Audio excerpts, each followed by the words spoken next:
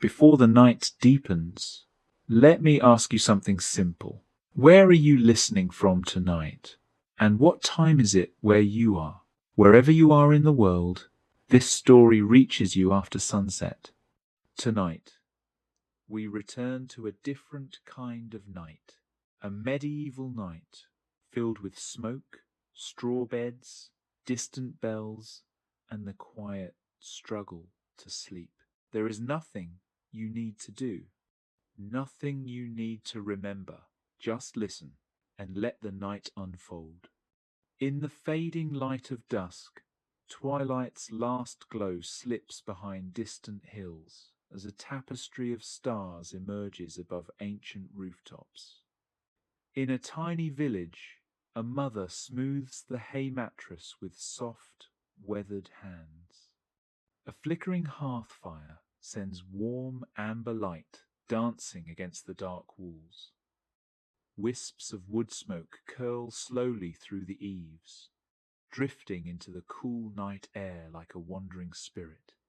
The air holds wood smoke, damp earth, and the scent of lavender and chamomile scattered among the rushes.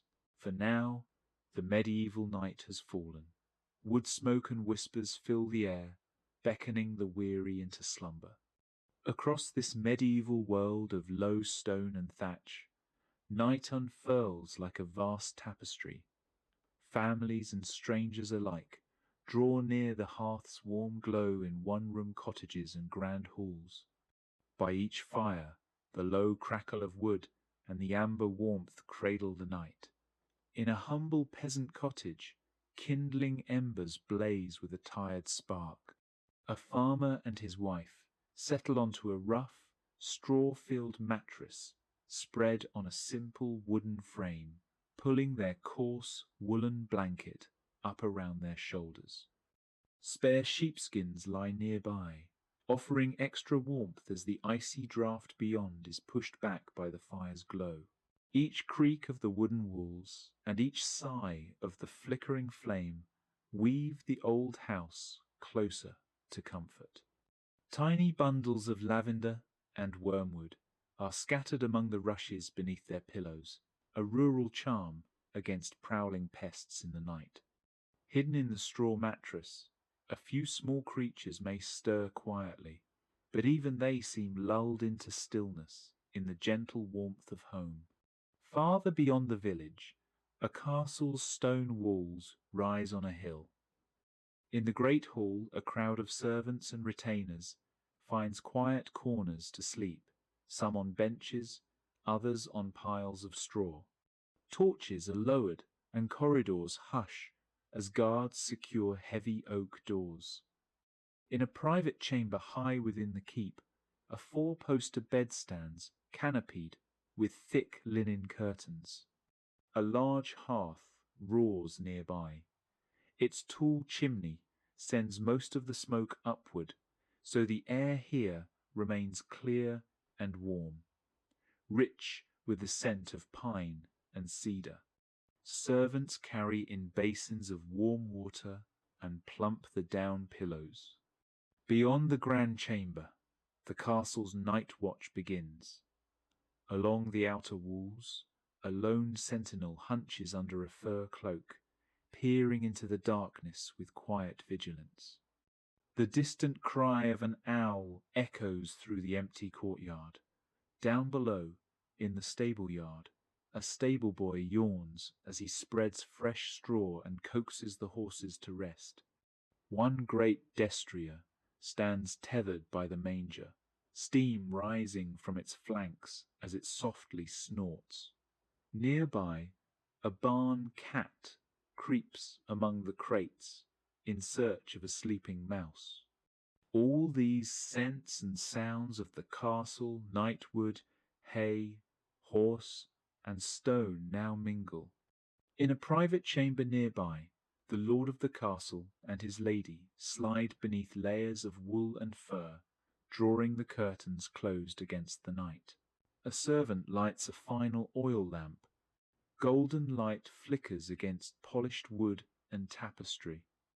A sleeping spaniel lies curled at the foot of the bed, and the master's quiet breath mingles with the ember's soft glow.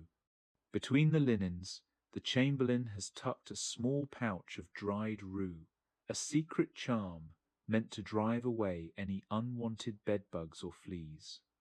In this grand room, all is peaceful as the lords of the night drift into rest. In a quiet, cloistered monastery beyond the village, bell and chant also signal the day's end. Monks in simple robes gather before a stone altar, singing a last soft vespers by candlelight. Chilled air drifts down the columned hallways. Incense smoke curls in the arches. After prayers and a single ladle of thick barley porridge, the brothers shuffle to their simple cells. Each cell is Spartan, a narrow pallet of straw on the cold stone floor, a coarse wool blanket, and a small wooden crucifix on the wall. In the stillness, only the rustle of fabric and the distant turn of pages in an open psalter break the silence. One by one, lanterns are extinguished. Even the scuttle of a lone mouse through the dark corner goes unremarked. Within these hallowed walls, the night is itself prayer. All is surrendered to peace.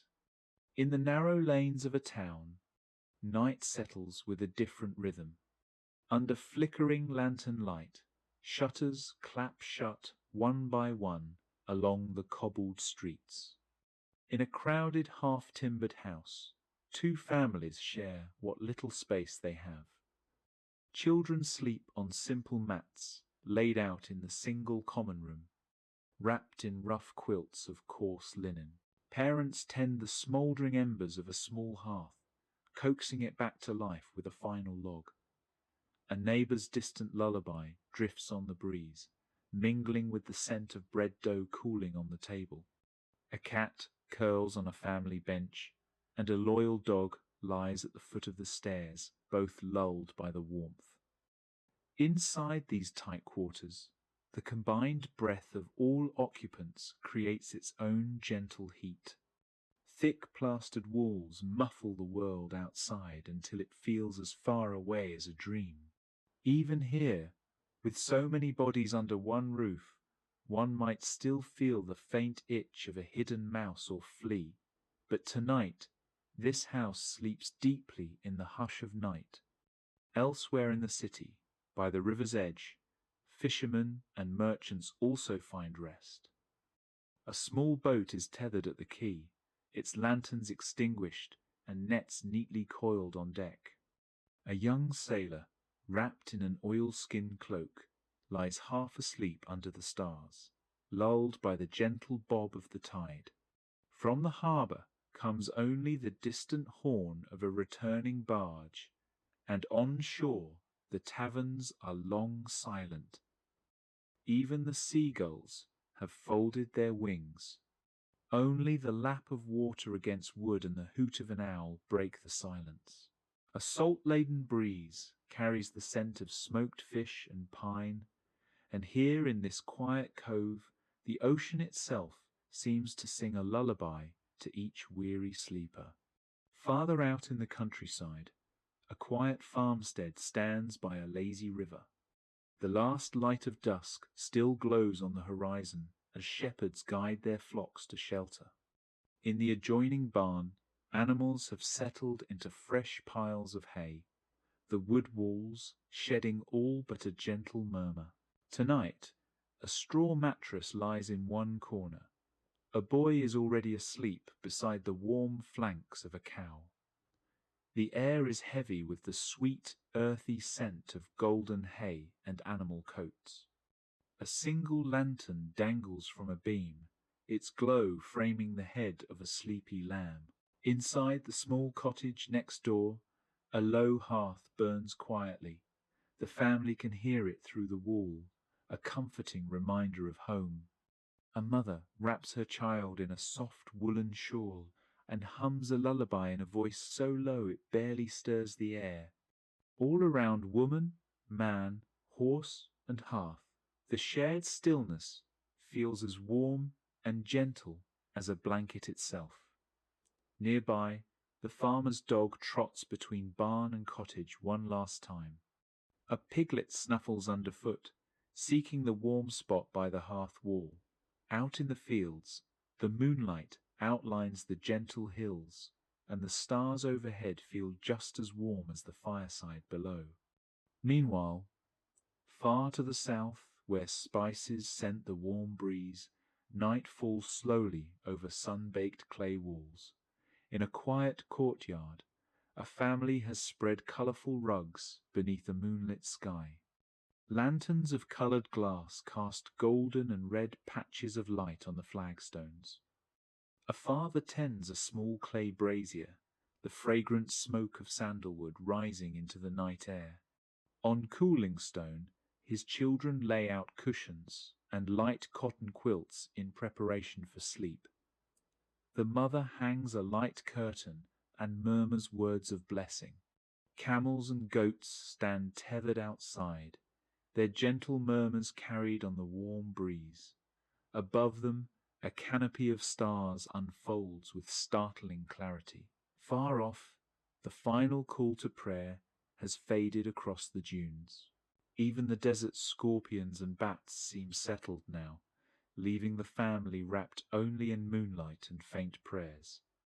In this desert evening, the air is still and warm. Subtle smoke and incense lie on the breeze. Perhaps the family will sleep under the open sky on cushioned mats tonight, whispering stories until slumber comes. Or, if a cool wind rises, they may all retreat into their simple, rounded house just beyond.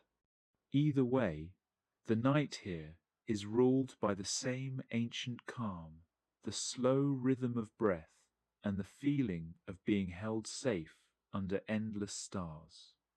In a distant eastern village, twilight brings a gentle hush. Inside a modest wooden house by misty rice fields, a family gathers around a low brazier stove built into the floor. The father adds a pinch of pine resin to the fire. Fragrant smoke curls upward as he pours tea scented with jasmine. Children sit on tatami mats, their eyes bright in the lamplight, listening as the grandfather begins a soft story.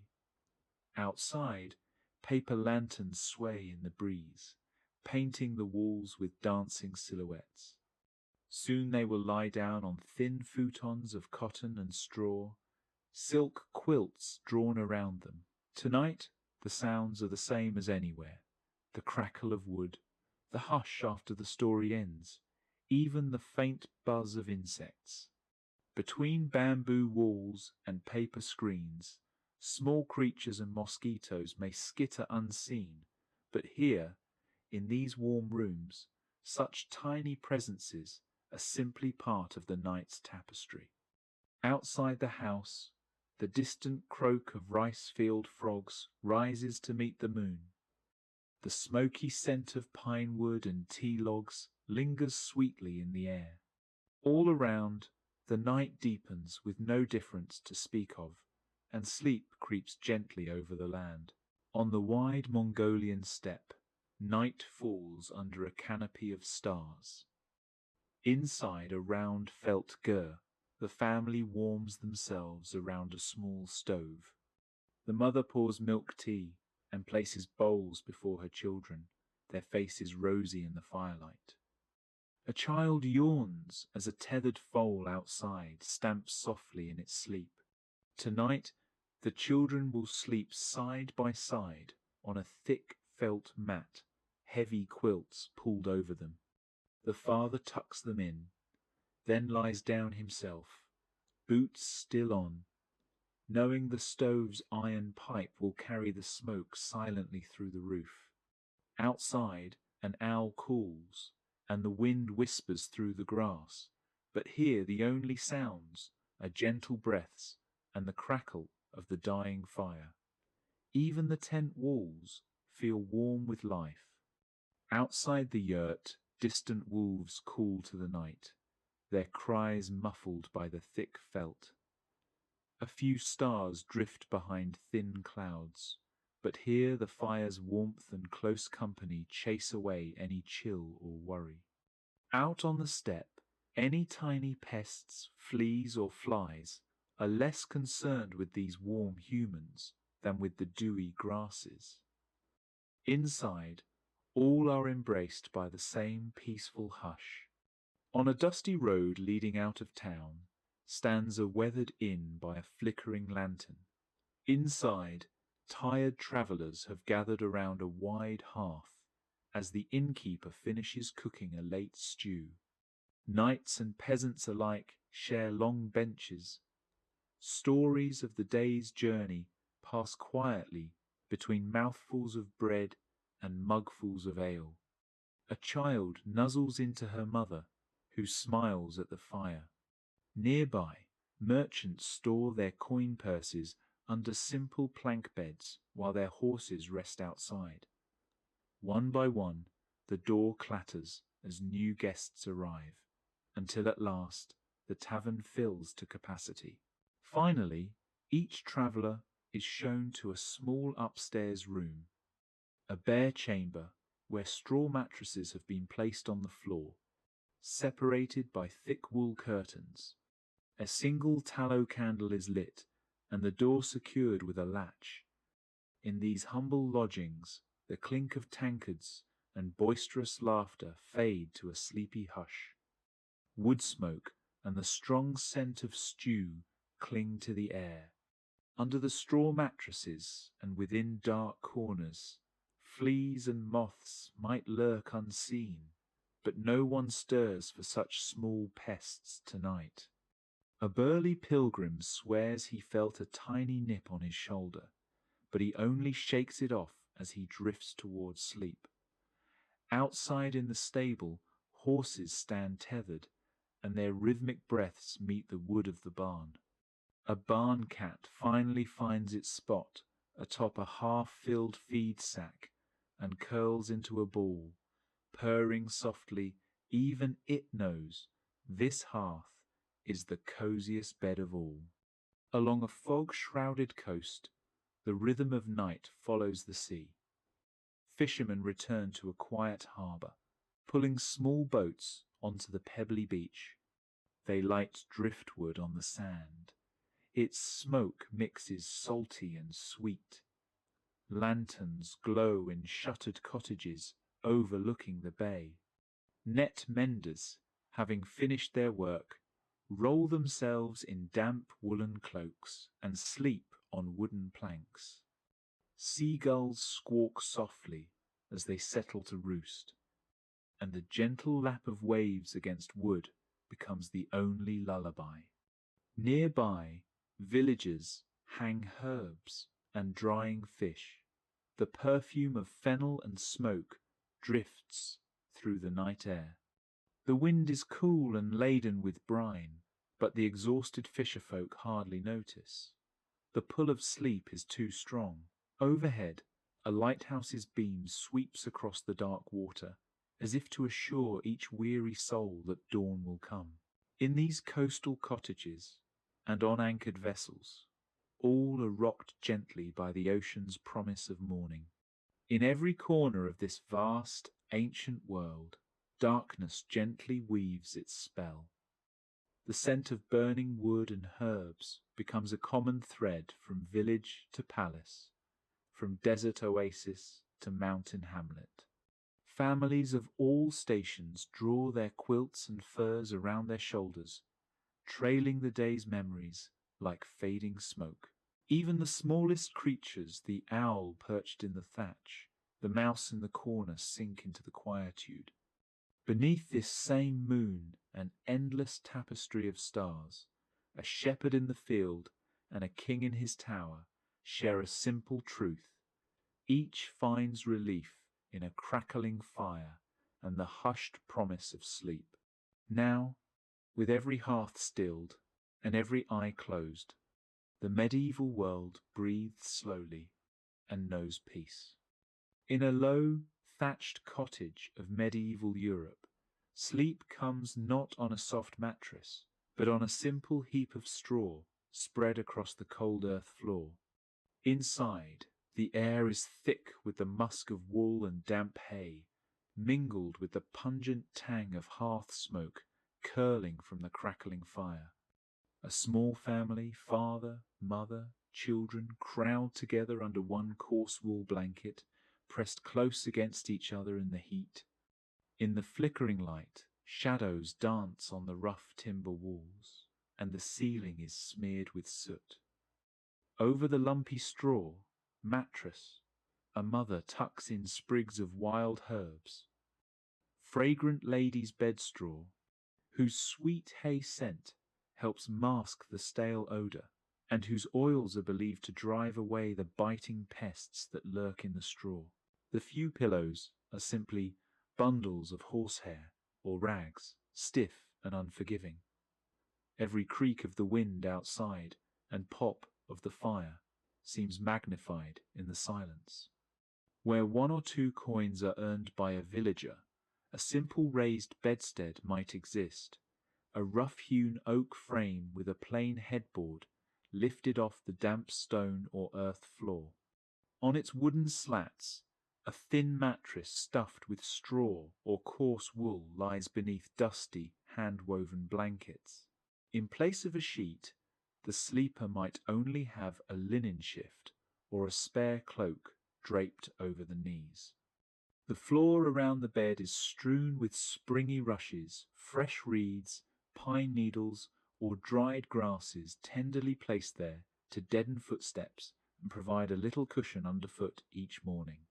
These rushes carry the aroma of the outdoors, dry grass, crushed pine, or wild flowers, and are sometimes ritually replaced at the change of seasons.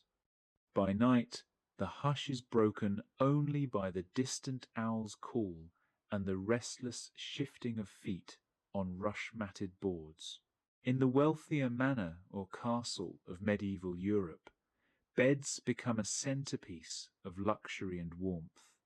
Here are massive wooden 4-poster looms, carved with runes or heraldic symbols, and draped in heavy tapestries or damask curtains that trail to the floor. Layer upon layer of mattress awaits the lord and lady. At the bottom, a sack of straw, then a larger pad of carded wool, and finally a thick feather bed overflowing with down. Over this, the sleeper spreads quilts and coverlets, perhaps velvet on top or richly colored wool beneath, silk or linen sheets, prized and cool against the skin, hug each body, cushions embroidered with gold thread and tassels prop up heads on pillows, and at the feet lay padded bolsters along the bed's footboard. The scents here are opulent. Lavender sachets in the mattress, cedar oil rubbed into the oak, and the faint exotic perfume of imported tapestries. A bed curtain encloses the sleeper's little chamber, keeping in their body heat and shutting out the draught from cold stone walls. Even the sound is softer here. Heavy drapes muffle distant sounds, and only the slow rhythm of the servant's guarded footsteps or the drip-drip of cold water from the roof disturbs the hush. Far to the north, in a smoky Viking hall or a timber longhouse, beds take another form. There, long wooden shelves, called sets or benches, line the walls next to the hearth. When night falls, the lord and family climb up onto these raised platforms, each one as long as the room, covered in layers of grasses and furs. Elk and sheep pelts are tumbled down atop a layer of dry reeds or rushes. Sheep's wool blankets and bear or wolf skins serve as heavy coverings, the coarseness of the woven fabric mingling with the pungent fur scents of the animals. The central fire sends orange gleams across the ceiling beams as smoke drifts in lazy spirals downward.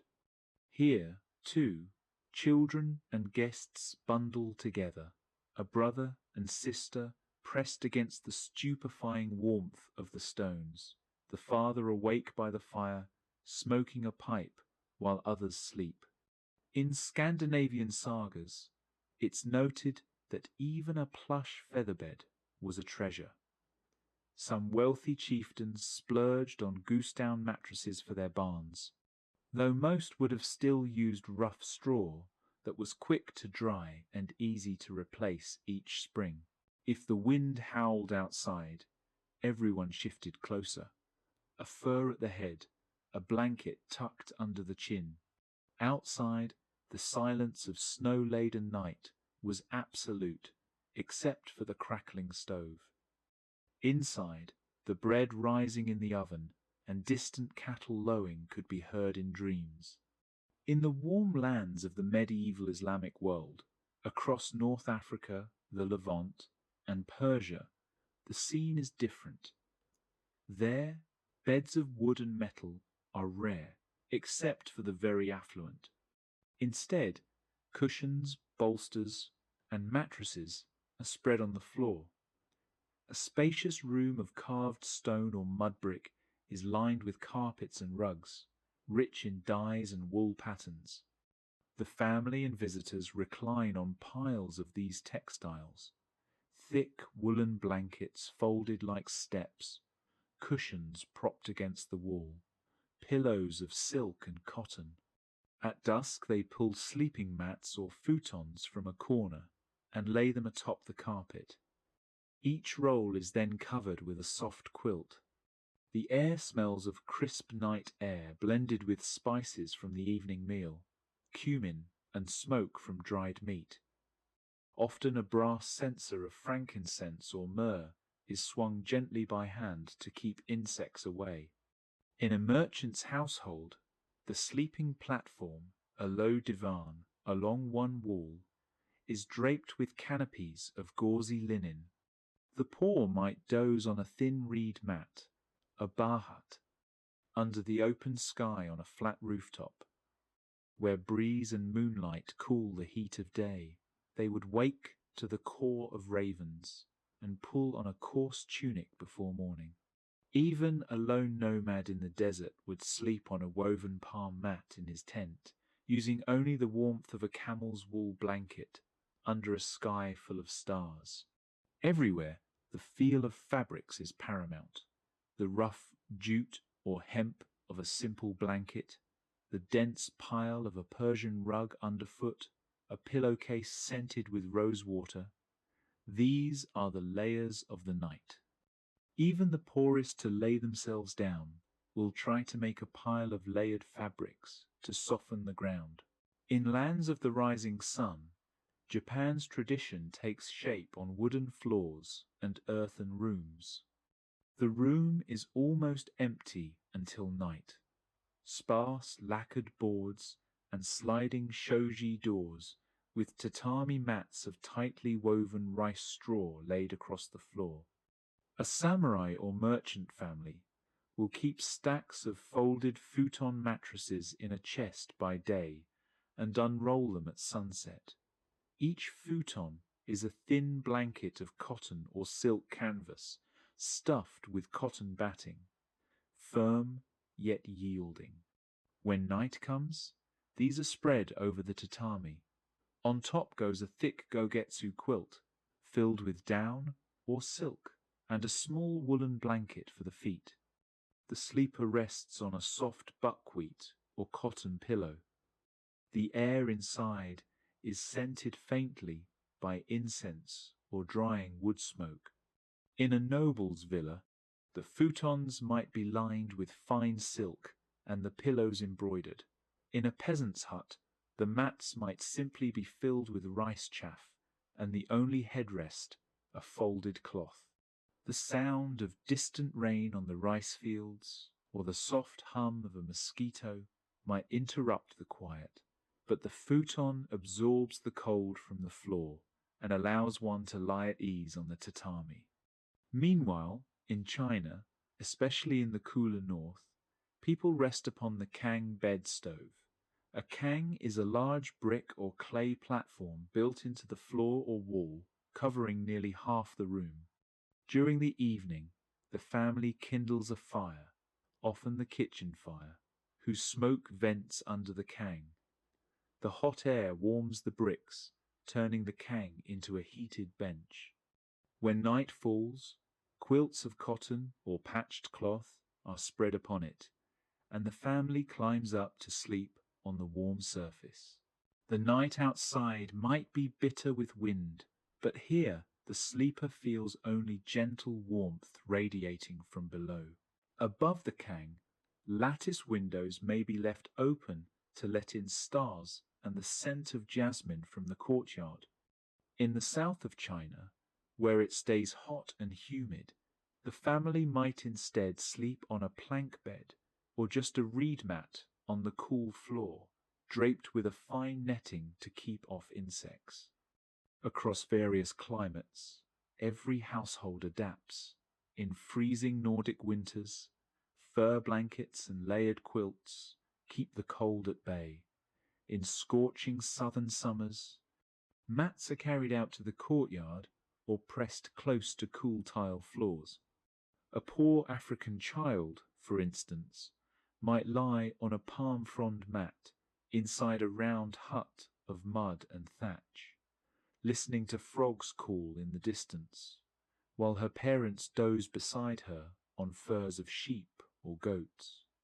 An Ottoman merchant in Cairo, on the other hand, sleeps on a wide wooden bed piled high with cushions and island silk, the cool Nile breeze flowing in through an open lattice window.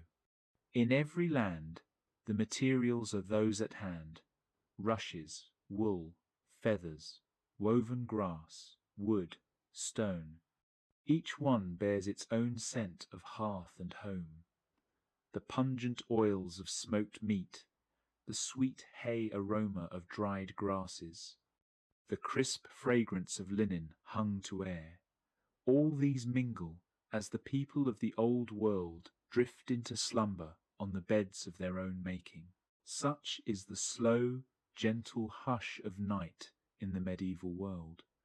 On straw and pallets, on piles of furs and mats, the sleepers lie still under blankets of linen, wool, or silk, listening as the fire ebbs and the wind sighs. In those quiet hours, the earth turns in darkness. The beds of straw and wood, carpet and clay, absorb the sorrows of the day and cradle the living toward dreams, beneath a sky alight with starlight. As the hours deepen and the fire sinks lower, the medieval bed does not grow silent. It only grows quieter in ways that invite attention. In the stillness, when breath slows and muscles finally loosen, the smallest lives begin to move. Beneath the straw mattress, hidden within the tangled stems and dried grasses, warmth awakens them. The heat of human bodies seeps downward, settling into the bedding like a slow tide. And where there is warmth, there is motion. Tiny legs stir, minute bodies shift. Invisible companions begin their nightly routine. A peasant turns slightly in his sleep, pulling a wool blanket closer to his chest. The movement presses the straw flat beneath his shoulder, and somewhere inside the mattress, a flea senses the change. It does not hurry, it waits. Fleas, in the medieval world, are not invaders. They are residents. They live in the straw, in the seams of blankets, in the folds of wool cloaks hung by the fire during the day. They survive the cold by burrowing deep into bedding and floor rushes. They thrive on repetition, the same bodies, the same beds, the same warmth, night after night. A child scratches unconsciously, fingers brushing a bare ankle before settling again. The itch fades into the background of sleep, no more alarming than the creak of timber or the sigh of wind through thatch. In this world, such sensations are expected. They do not wake the sleeper, they accompany him. In a crowded household, where several bodies share one bed or floor pallet, the warmth is greater, and so is the movement beneath. Indistinct rustlings pass through the straw as insects migrate toward heat. The sleepers shift. Blankets rise and fall. And the quiet negotiation between human and pest continues without words. No one reaches for poison. No one strips the bed in alarm. Instead, there are habits. Before sleep, some families shake their blankets hard outside the door, sending dust and dried grass into the night air. Others scatter herbs, lavender, wormwood, pennyroyal, between layers of straw, trusting scent more than certainty. In monasteries, brothers beat their pallets with sticks once a week, more ritual than remedy. In wealthier homes, where feather beds replace straw, the problem does not disappear. It simply moves inward. Feathers trap warmth beautifully. They also trap life. Within thick mattresses, insects find shelter beyond reach, nesting deep where hands cannot reach and light never enters. Servants air the bedding in courtyards during the day, hanging quilts over stone balustrades, letting sun and wind do what they can. But night always returns the warmth, and with it, the movement. In the darkness of a castle chamber, behind heavy curtains, a noble shifts beneath layers of linen and velvet. The bed creaks softly. A small itch blooms near the wrist, then fades. The sleeper exhales and turns, unaware that the experience differs little from that of a farmer on straw. Across the world, in warmer climates, the companions of the night take different forms. In desert regions, scorpions and beetles replace fleas, though they are less interested in sleeping bodies than in the cool edges of rooms. Families raise bedding slightly off the ground or sleep on rooftops, trusting height and breeze to keep the night calm. Thin mats are rolled out, then rolled away again at dawn, leaving little for insects to claim. In humid regions, mosquitoes hum softly beyond thin netting or smoke-darkened rooms. People burn dried herbs or damp wood before sleep, filling the air with a haze meant to confuse and repel. The smoke lingers long after the fire dies, settling into hair and cloth. And smoke itself becomes another presence in the bed. In most medieval homes, fire is never fully extinguished at night. Embers remain, glowing faintly, sending thin streams of smoke into the room. Without chimneys, or with only crude vents, the smoke drifts low, collecting near the ceiling, then sinking slowly as the air cools. Sleepers inhale it with every breath. Eyes sting briefly before closing. Throats feel dry. Coughs rise once or twice, then stop. The body adapts, as it always does. In a peasant cottage, the ceiling is black with years of soot. The smoke has nowhere to go but through gaps in the roof or the open door. And when those are closed against cold, it lingers. A family sleeps beneath it, wrapped in blankets that smell faintly of ash and resin. In colder regions, smoke is accepted as the price of warmth. In warmer ones, it is tolerated for protection. Across cultures, the night air inside homes is never clean by modern standards. It is heavy with breath, fire, animals, damp cloth, and time. Yet still, sleep comes. Bodies sink into straw, into wool, into woven mats and heated stone. Itches pass like small waves. Smoke becomes part of the dream. The medieval sleeper does not expect rest to be perfect. Sleep is not an escape. It is a pause. And as the hours stretch on, and the fire dims further, and the companions of the night complete their quiet circuits, the world settles into a shared rhythm. Human and insect, ember and smoke, breath and silence, all held together beneath the slow turning of the darkened sky. Outside, the night has fallen fully at last. The moon hangs low in the sky, a pale lantern in the silent heavens, and in the stillness the world is hushed.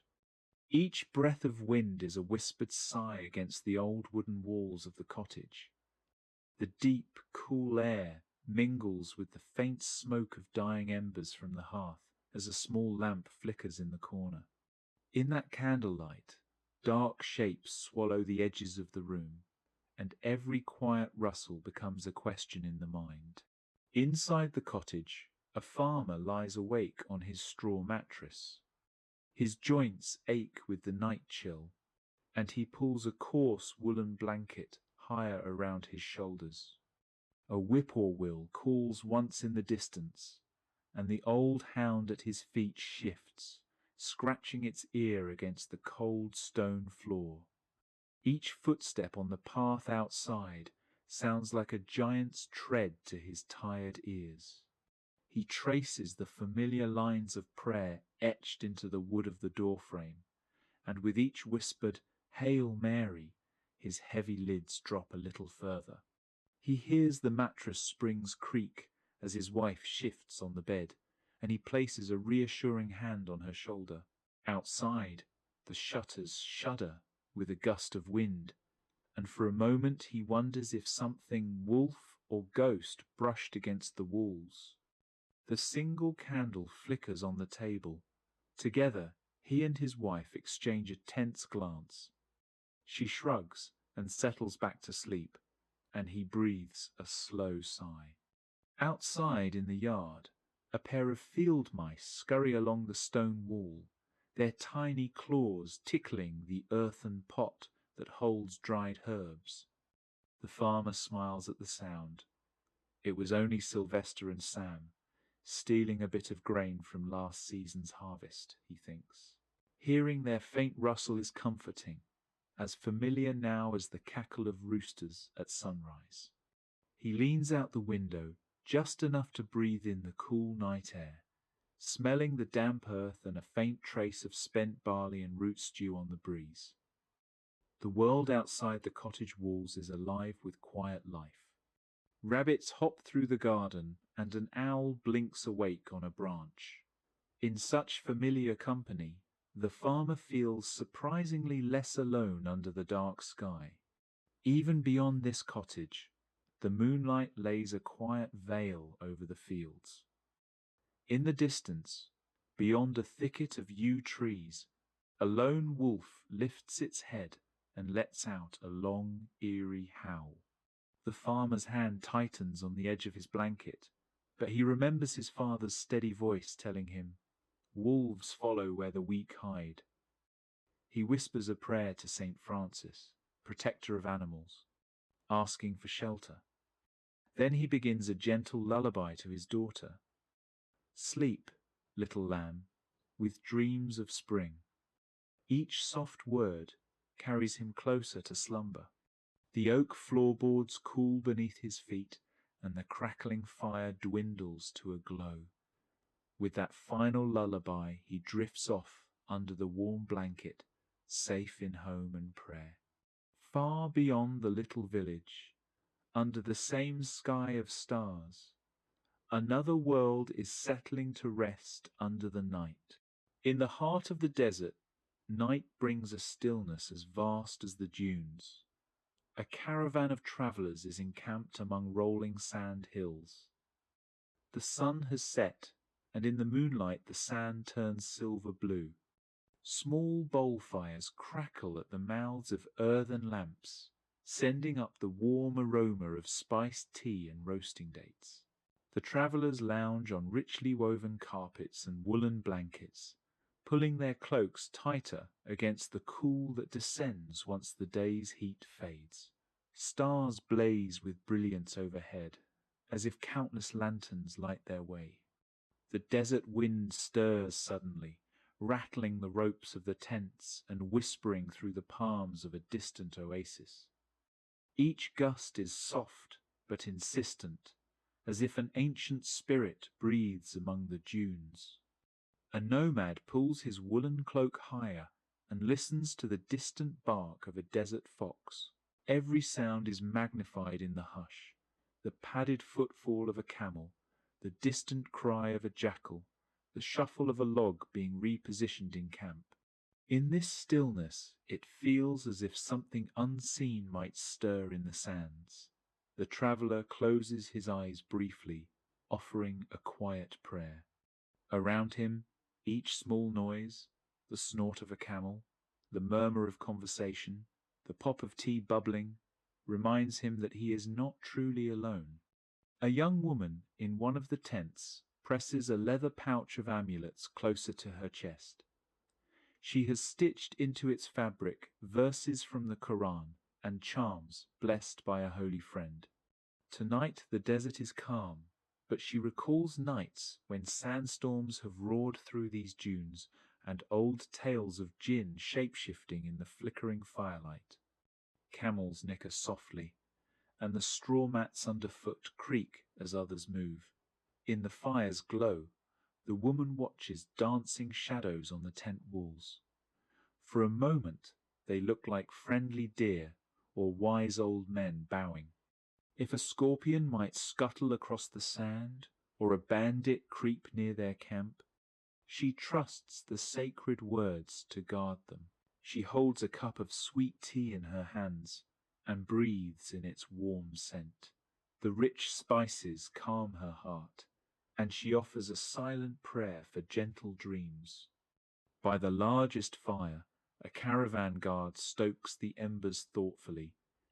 He remembers how quickly panic can spread. Once a spark leapt and consumed a tent long ago, turning night into chaos.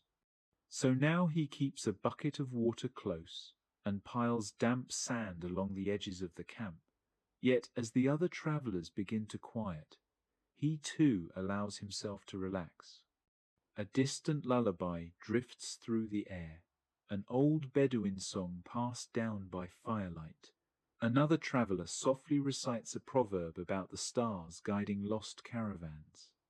Each man here knows that for every danger in the night, faith and caution are their strongest protection. One by one, under blankets of soft wool, they close their eyes and let the desert's cool silence become their cradle. The night air, filled with the distant murmur of sand and the occasional cry of a nocturnal bird, becomes their gentle lullaby. Far to the east, in the misty mountains, a humble wooden hut stands at the edge of a bamboo grove. The day's last fire in the small clay stove sputters down to glowing coals. Outside, a gentle rain begins to patter on the tiled roof, each drop adding a soft note to the night's song. In the lantern's light, through thin paper windows, shadows of swaying bamboo leaves dance on the walls. From the open doorway drifts the cool scent of wet pine and distant cherry blossoms, and the hushed murmur of a stream nearby. Fireflies blink among the bamboo, like tiny stars come to earth. Inside the hut, an elderly couple sits side by side near the embers. The wife rocks their sleeping baby on her lap, humming an old lullaby in a gentle dialect. The husband listens to the steady hiss of rain on the roof, a lullaby he has known his whole life. He wraps a hand-hewn quilt tightly around himself and his wife, leaning back against the warm wall. A small charcoal brazier glows at their feet, filling the room with the sweet, calm scent of burning orchid incense. A bowl of ginger tea steams on a low table, and he lifts the cup carefully to savor the warmth.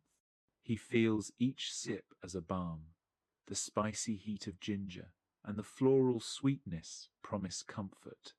In the dim light he watches a small charcoal spark pop softly in the brazier. Each tiny flare is like a whispered goodnight. Beyond the hut's walls, darkness blankets the courtyard.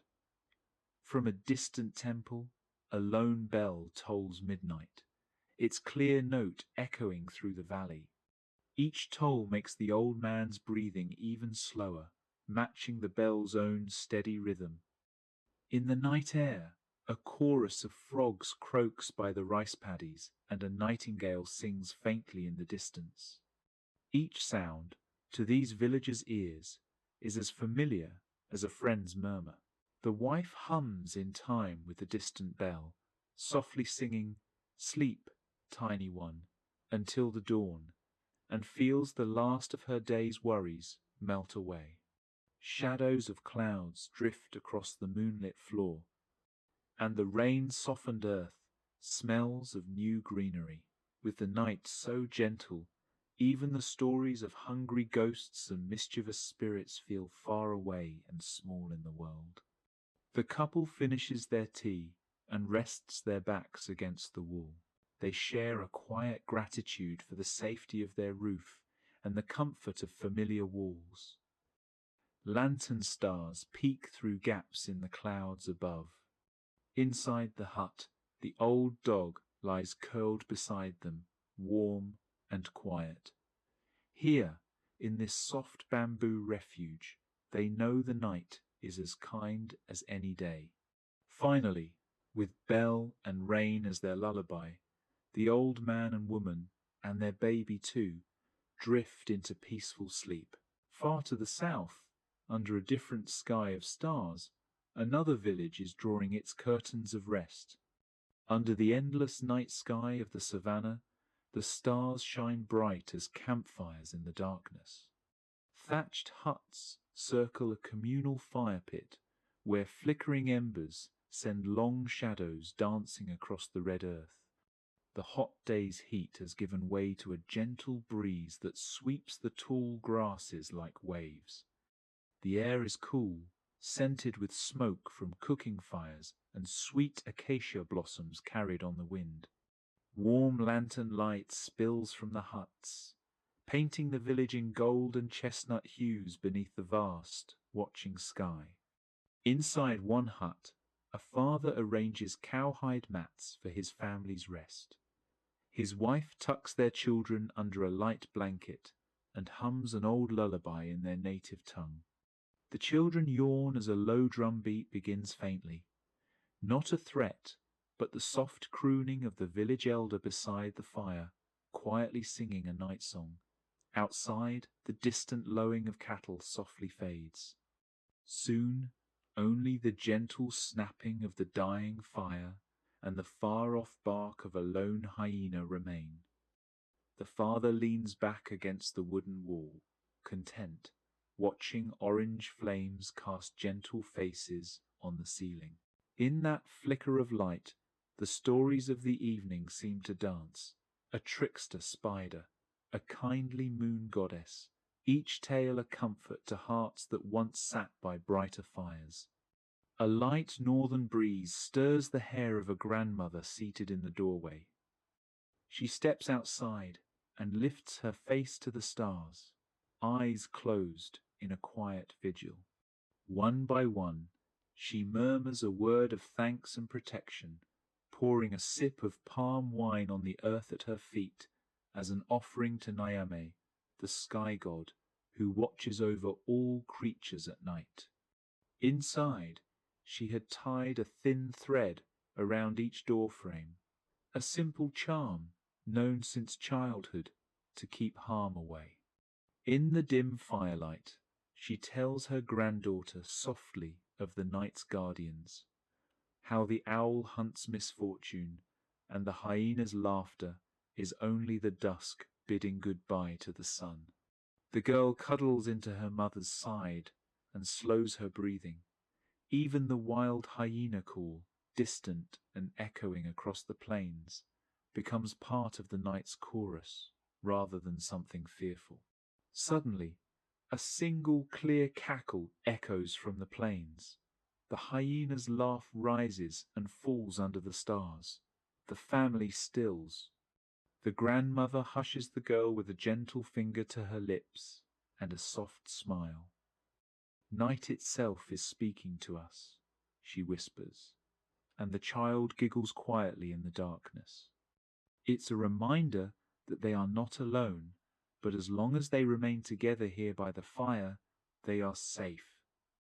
The father pats his daughter's head and murmurs a blessing to the night sky. Outside, the flame crackles one last time, the fire dies to coals, and each lantern is extinguished.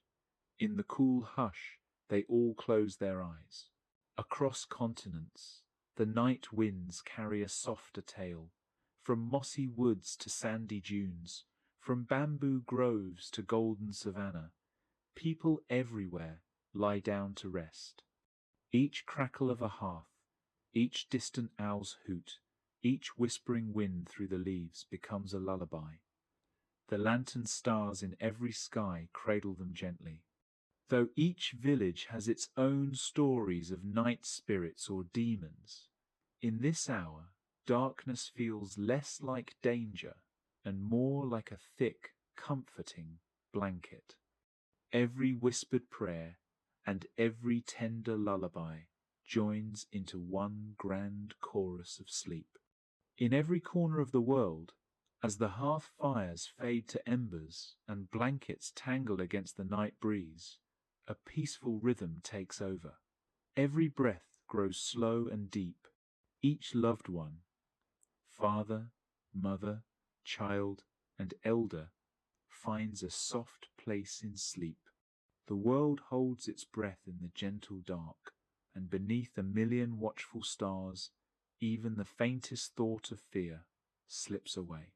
All is calm, all is safe, and slowly, softly, the world drifts into dreams.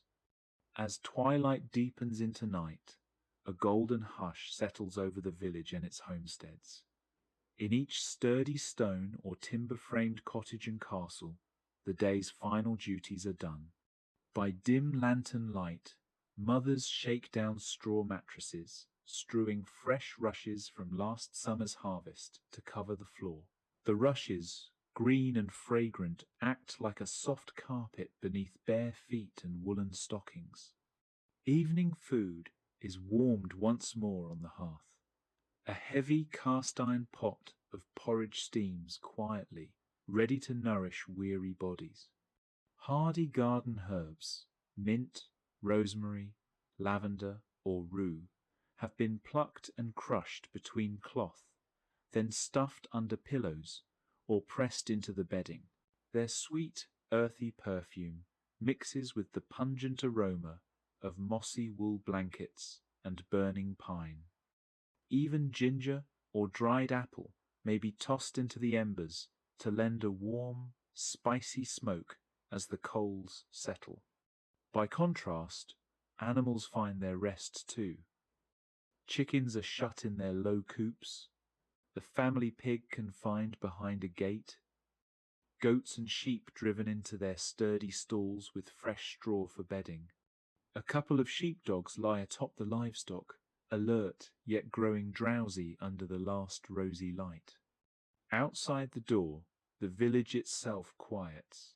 A barn owl calls once from the rafters, then only the distant bleating of sheep and the occasional creak of a settling beam mark the midnight hour. Within the room, children scamper softly as they make ready for bed, giggling, tying on their felt slippers, arranging straw pillows beneath them. A little girl, perched on a wooden stool, is washed by her mother. The woman coos a lullaby in the old tongue. Its melody rises and falls like gentle waves. The baby nestles into her woolen shift, tiny fists curling around the soft folds. Beside them, the hearth's last flames dance on carved wall tapestries. Then the newborn dreams begin. Gradually, yawns sweep across the youngest faces. The laughter of midday fades to a softer tone. Soon, the only sound is the crackle of glowing embers and the night's gentle hush. At last, the time for sleep arrives. A peasant couple, or lordly pair, climb into bed together. For the wealthy, a grand canopy bed stands in an alcove, polished oak posts carved with heraldry. Heavy curtains of brocade draped around a mattress of straw overlaid with downy feathers. Rich folk might tuck golden coins and prayer beads under their pillows for luck. For the humble, a simple wooden frame or even a padded chest forms the base. A handful of clean straw layered with sheep's wool or feather-stuffed cushions. Some swear by a coating of beeswax or resin smeared on the hay to keep bedbugs at bay. Upon the warm bedding, couples slip out of their day clothes. Men and women have been known to sleep nude or only in long linen shifts, believing it healthier and more modest under blankets than sleeping in stiff garments. Still, a linen nightcap is common. Each person draws a coif or cap down over their hair to hold in warmth. Soon 2 figures lie side by side, the man's arm around the woman's waist, their shoulders touching. A daughter may lie between them, her breath soft against their backs, or an infant rests at a parent's chest. Some small children, and even the family dog, huddle at the foot of the bed for extra warmth. The textures of the bed are coarse but comforting. Scratchy wool blankets, a quilt with patches of silk, a woolen coverlet rough as a sheep's coat. Sprigs of lavender or pennyroyal are tucked among the rushes to drive off fleas and ticks. In the greatest castles, servants lock gates and bar doors. In the humblest cottage, a family member stands watch at a low window. But now even that sentinel drifts to sleep in the stable warmth of blankets. A shelf or chest holds a tallow lantern, its light flickering low. Before closing their eyes, the master of the house makes the sign of the cross or whispers a blessing. Parents may trace holy symbols on their children's foreheads and pray a psalm or a carol in soft voices. Perhaps a mother gently taps each child on the head, blessing them in a memory of the Lord's Prayer. Everywhere, light fades into darkness. The only sound now is the warm breathing of sleepers and the rustle of bedclothes as one by one they, too, surrender to sleep. Within a medieval Jewish home, the evening rituals blend faith with routine. By the flickering light of a single oil lamp, the family gathers at the foot of a low bed.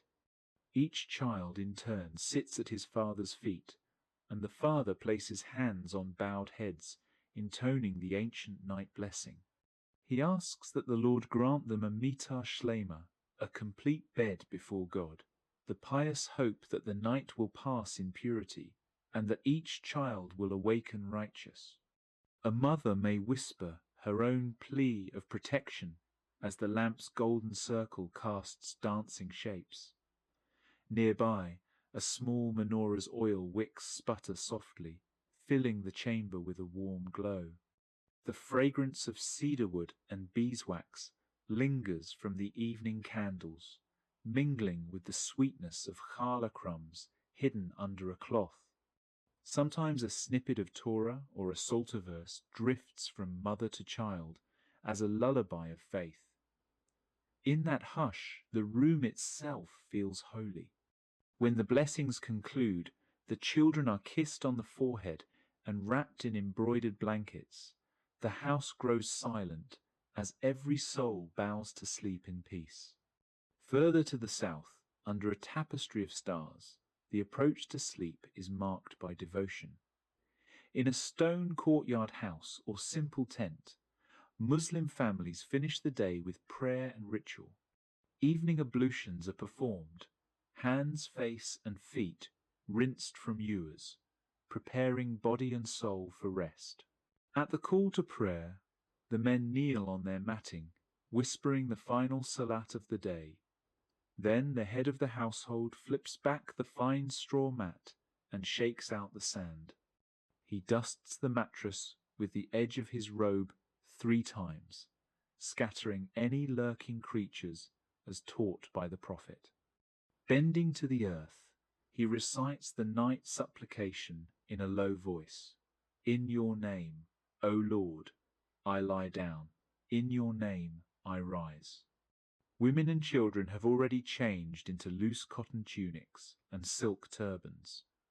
The family might share a simple bed of mattresses on a wooden frame, or lie on colorful spread-eagled carpets.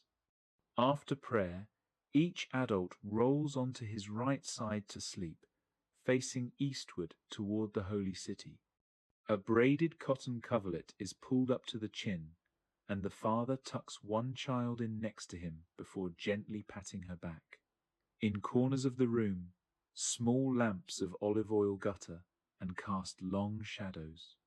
A brazier of sandalwood chips or agarwood burns faintly, its smoke scented with ambergris, thought to purify the air and soothe the heart. Outside the courtyard, the smell of date palm wax and blooming jasmine drifts in through the lattice. Finally, nothing stirs but the soft rustle of the tent flap and the even breathing of the faithful. In a refined Chinese chamber, night brings incense and comfort. The tall windows are slid shut against the chill. Oil lamps of porcelain are lighted along the carved wooden beams. Red lacquered shelves hold painted porcelain jars of tea, and low platforms are spread with cushions. The family has already changed into silken robes and slippers. On a raised brick kang, thick cotton quilts embroidered with lotus motifs have been laid. A maid dips a stick of sandalwood incense into flame and sets it in a brass censer. Sweet smoke coils upward, believed to ease the mind and banish the day's worries. Children clap their hands softly and clap their ears shut as the fragrance drifts by. Then the eldest son offers a cup of warm chrysanthemum tea to each parent. One by one, they arrange themselves on the kang. Each person lies on a flat wooden pillow carved with depictions of mountains and rivers, hair neatly wrapped on top. A studious daughter, working by lamplight until the last moment, bookmarks her bamboo scroll of poetry and turns it face down. Tomorrow's verses will wait. The father slides out of his carved slippers and folds his embroidered robe beneath him. For extra warmth, a silk fire screen is placed around the bed platform to stop drafts and mosquitoes. At this hour, the ancestral altar by the door is quiet. A small lamp and a bowl of offerings remain. Someone extinguishes it softly, then kneels briefly in thanks. Finally, the chamber falls silent, only the distant drip of night rain on leaves, and each family member's breathing. In a Kyoto home under the paper lantern's glow, night's ritual is tender and exact. The tatami floor has been swept, and a few drops of cypress oil applied.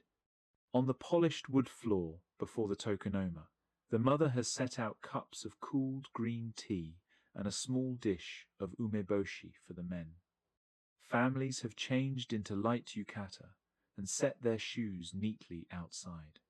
One by one, futon beds are unrolled on the mats. The father's futon is a bit wider. On it lie 2 firm pillows of woven buckwheat husks, their durable shape keeping his head balanced. The lady's futon is embroidered with cherry blossoms. A low cedarwood partition is slid close to preserve warmth. From the corner floats the scent of pine or hinoki incense, as gentle as falling snow. In the silence, a temple bell tolls in the distance. A mother kisses each child's forehead.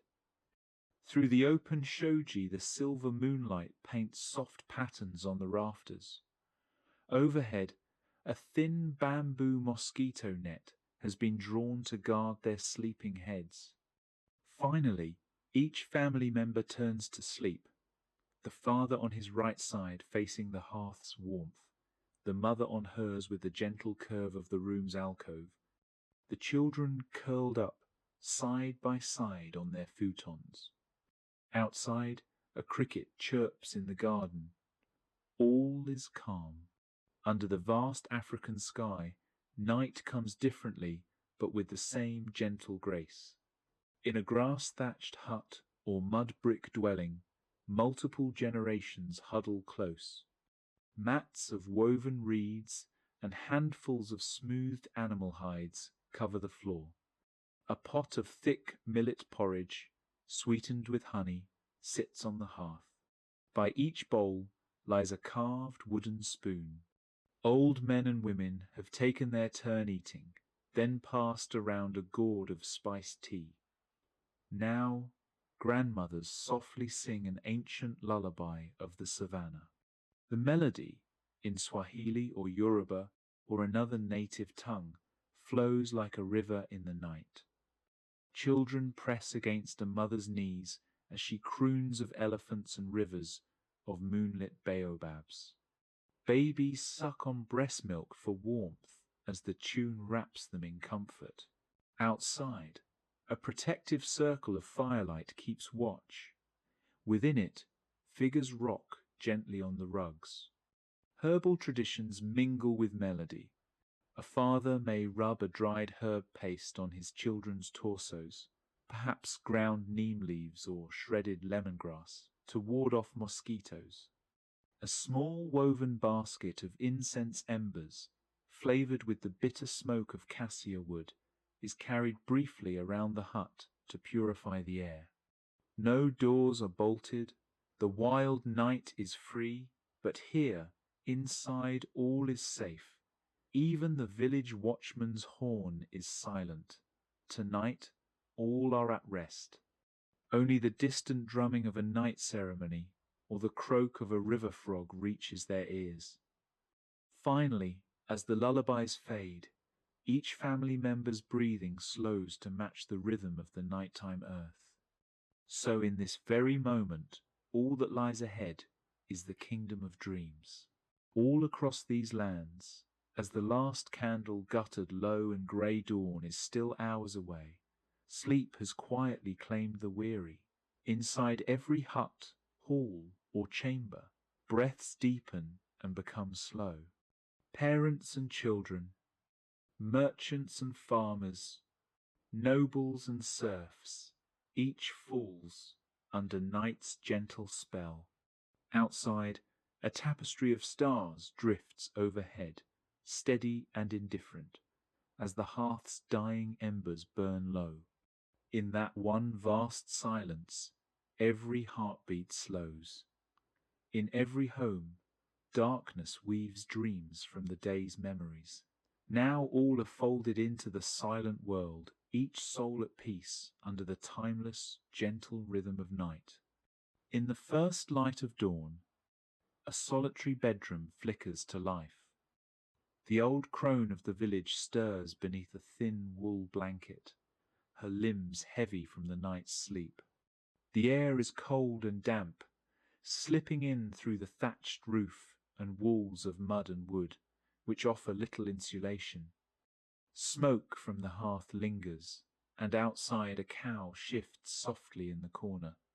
The straw mattress under her aches her back, a lumpy sack of fresh-cut straw in a canvas sack. A patchwork of children's blankets lies empty on one side. The rest of her family, who slept in the same room, have already risen. Indeed, every member of this household had shared the single straw mattress last night. Babies stacked on tiny pillows of cloth, all of them waking one after the other. In that moment of semi-darkness, she realizes there is no rest for the world beyond these walls. With effort, the crone lifts herself up. Her body protests, stiff hips and creaking knees remind her of the hard ground and thin bed. She breathes deeply, and her warm breath fogs the chilly air, forming little clouds that drift toward the rafters. Outside, a thin grey light falls over packed earth and mud. The ground is still frozen from the night, and she can feel the chill under her feet as she stands.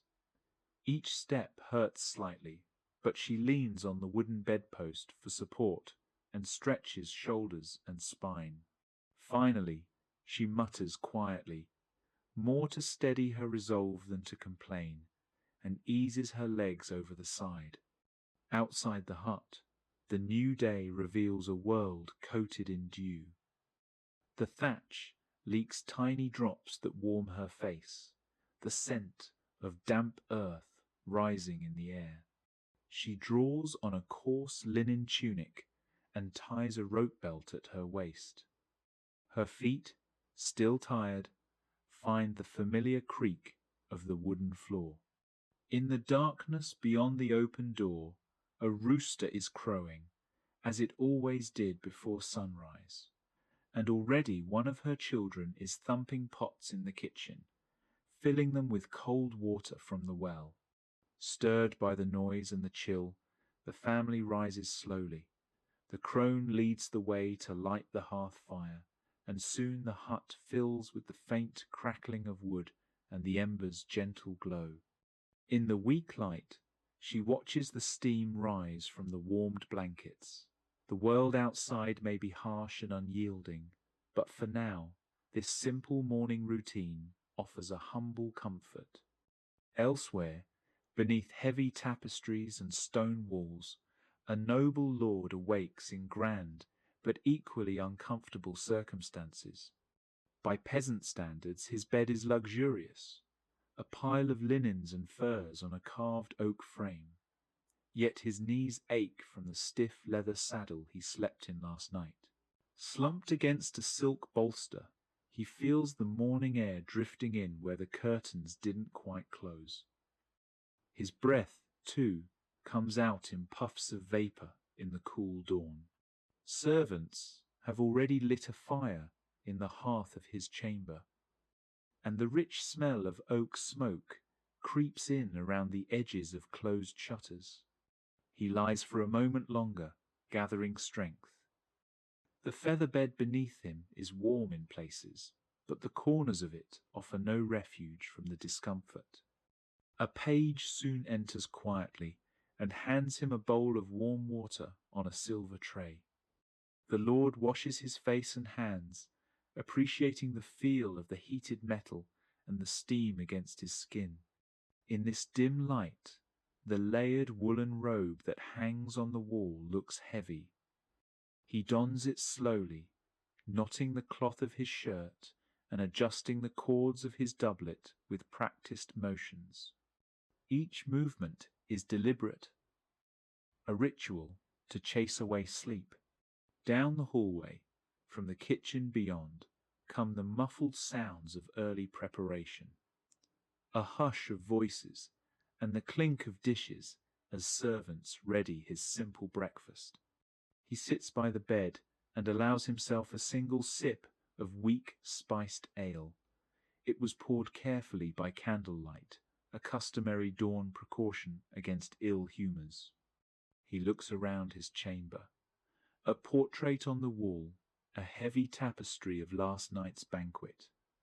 This morning has no ceremony. Outside his door, the castle is waking up. In the servants' quarters, a cook already tends the oven, and in the courtyard, a hound stretches itself awake on the stone floor, tossing as if shaking off its dreams. Bit by bit, the noble lord rises. He smooths his linen sleeves, ties his cloaks, and at last picks up his day with a measured sigh, aware of responsibilities, yet deeply aware of his body's fatigue. Far beyond the borders of the castle and village, beneath the endless sky of the eastern steppe, another morning unfolds in its own silent way. In a circular of felt and wood, A central stove still glows from the night's fire.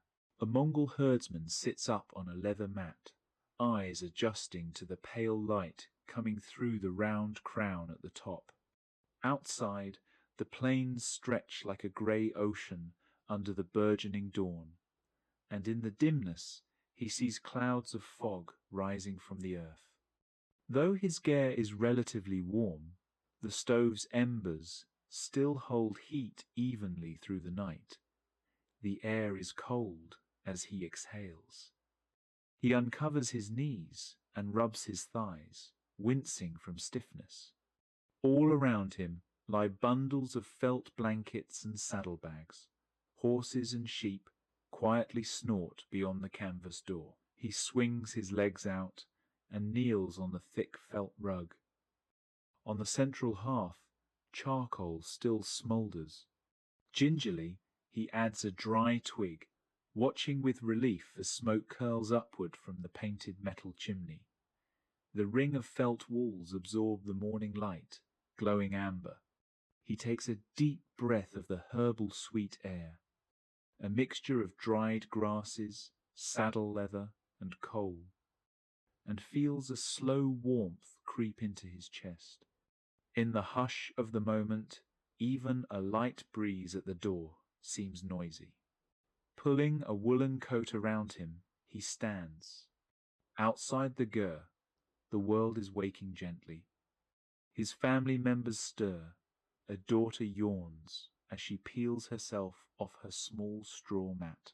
A little boy skips outside to gather the day's first firewood, sending a scattering of tiny stars across the dark skyline. In the distance, a prayer flags, flaps, and rings in the wind, a quiet sound heralding the new day. The herdsman steps out into the pale coolness. The grass beneath his felt boots is frost-tipped, and for a moment his body aches from the cold. Still, he raises his face to the wide, lightening sky. Around him, a deep stillness settles briefly, the same rhythmic breath of dawn that rises everywhere. In each corner of this medieval world, in the smoky cottage, in the stone castle, on the open steppe, the morning breathes life into weary bodies. And though the struggle to rise is real, it unfolds slowly, body and mind moving in gentle concert. Each character draws breath, shoulders relax with the first sunrise, and the day begins anew with quiet determination and the faint, comforting cadence of routine. Night fell like a long veil over the thatched village. By candlelight or the dying embers of the hearth, families settled into their beds of straw and wool, wrapped in blankets or furs. Soon after dusk, often around 9 or 10 o'clock, villagers drifted into what we now call the first sleep. This first sleep was not the full 8-hour rest we expect today, but one segment of the night's doze. In many accounts, the first sleep lasted only a few hours before the house grew still. The air smelled of smoke and herbs, warm against the chill of the night.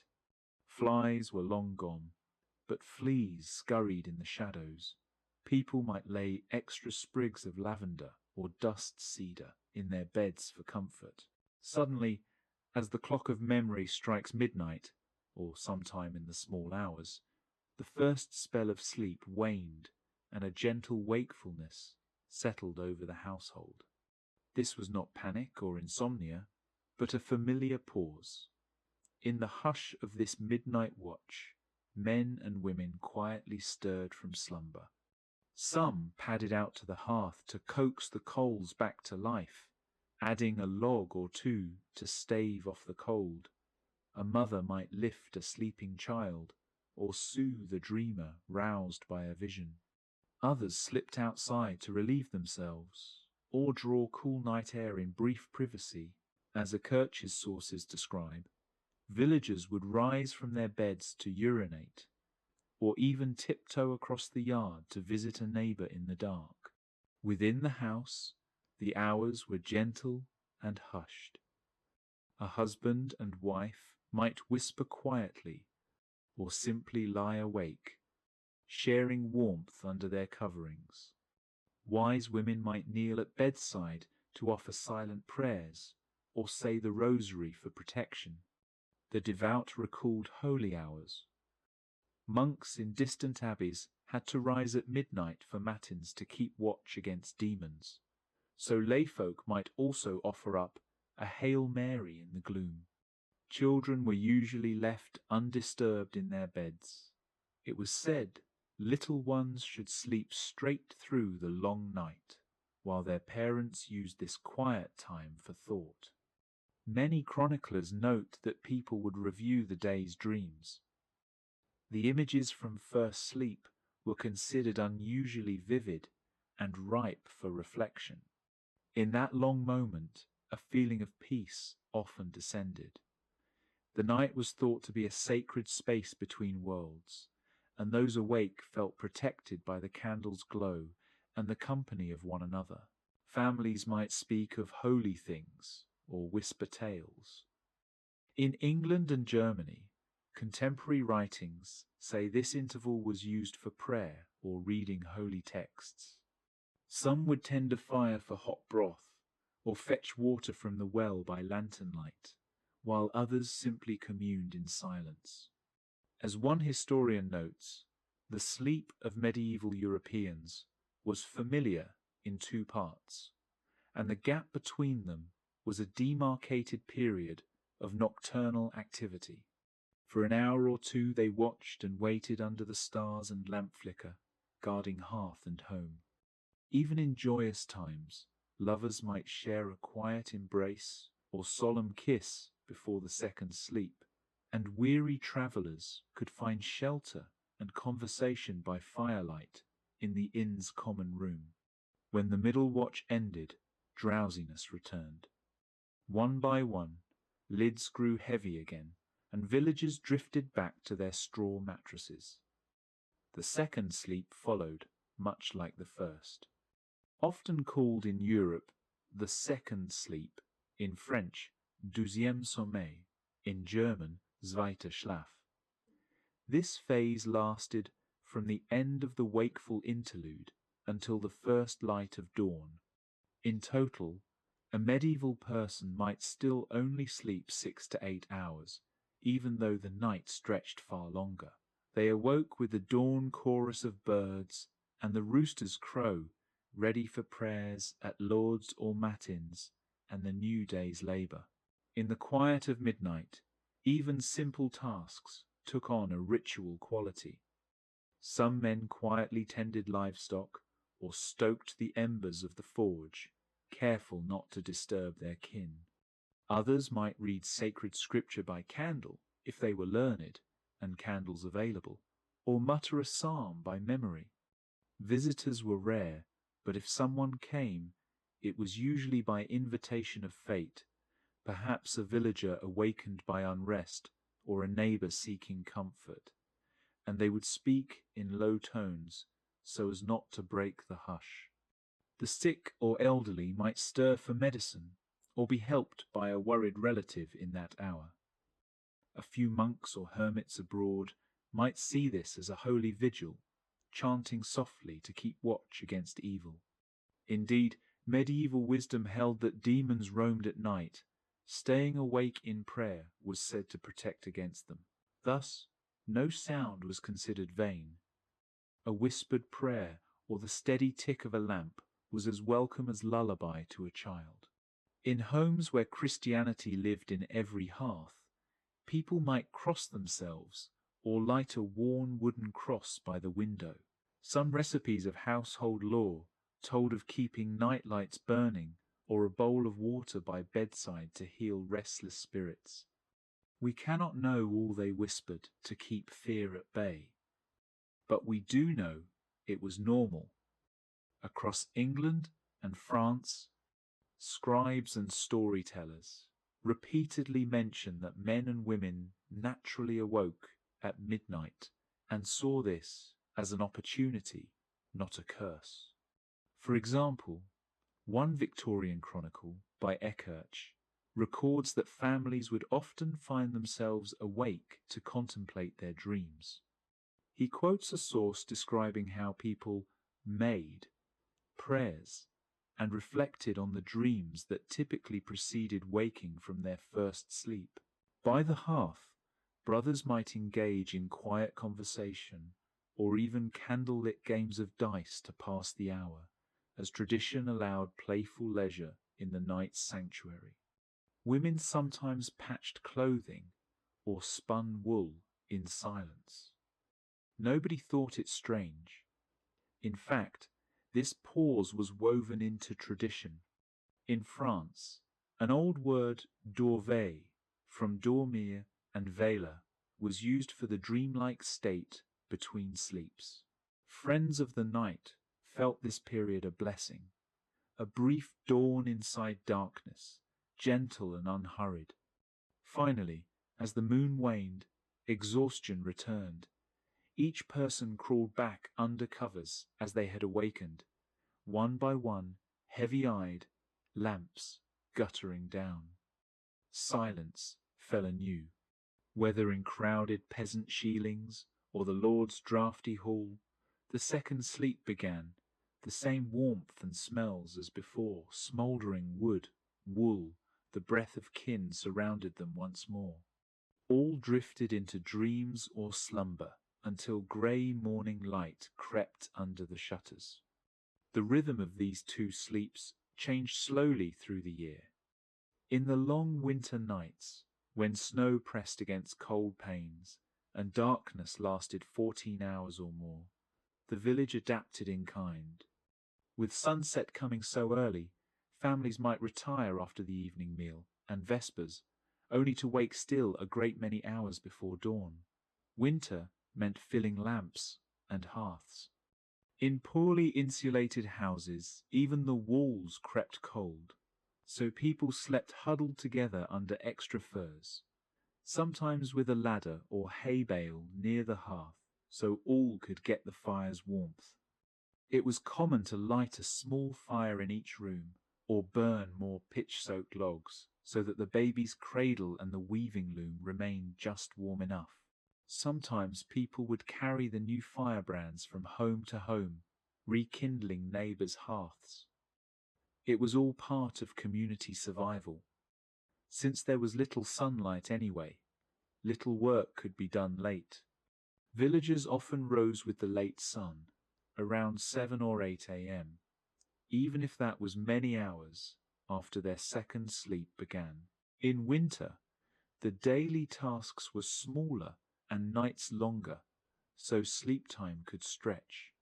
One medieval author notes that short days and lighter workloads allowed abundant sleeping during winter, almost as if nature itself invited extra rest. But people rarely lay still for 14 solid hours. Instead, they simply used the same two-sleep pattern over the long dark. Both first and second sleeps in winter could be longer, and the wakeful interval lingered near candle warm. Warm porridge or spiced cider might be given at midnight to sustain laborers and children through the cold. When summer came, the pattern shifted. The days grew long and hard with work under bright sun, leaving only short nights. After cockcrow, at 4 or 5 a.m., dawn came early, and it often felt like one had wasted much of the night if sleep began too soon.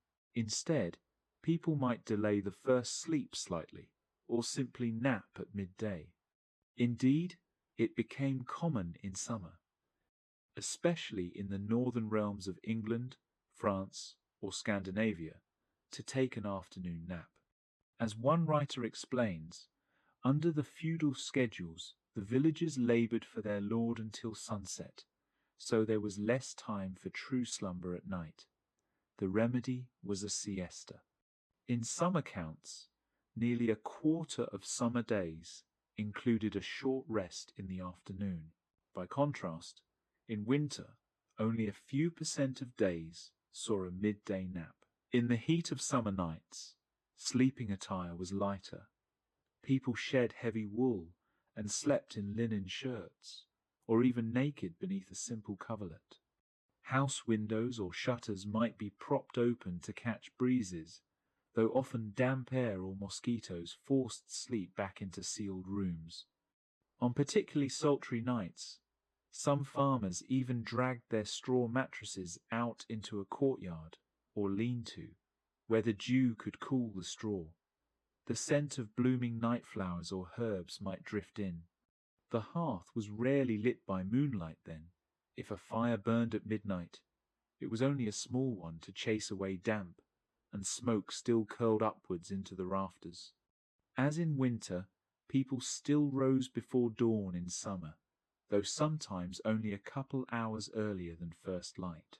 They might awaken to the chorus of birds, and the dim glow of sunrise splashing over fields already turning gold. Anthropologists note that in pre-industrial times, sleep tended to end before sunrise. Few wished to linger under covers once the day's chill lifted. In both seasons, the amount of rest remained roughly similar overall, perhaps 7 or 8 hours total, but how it was distributed changed. During very long summer days, the middle watch might feel briefer or fall asleep more quickly because fatigue was high.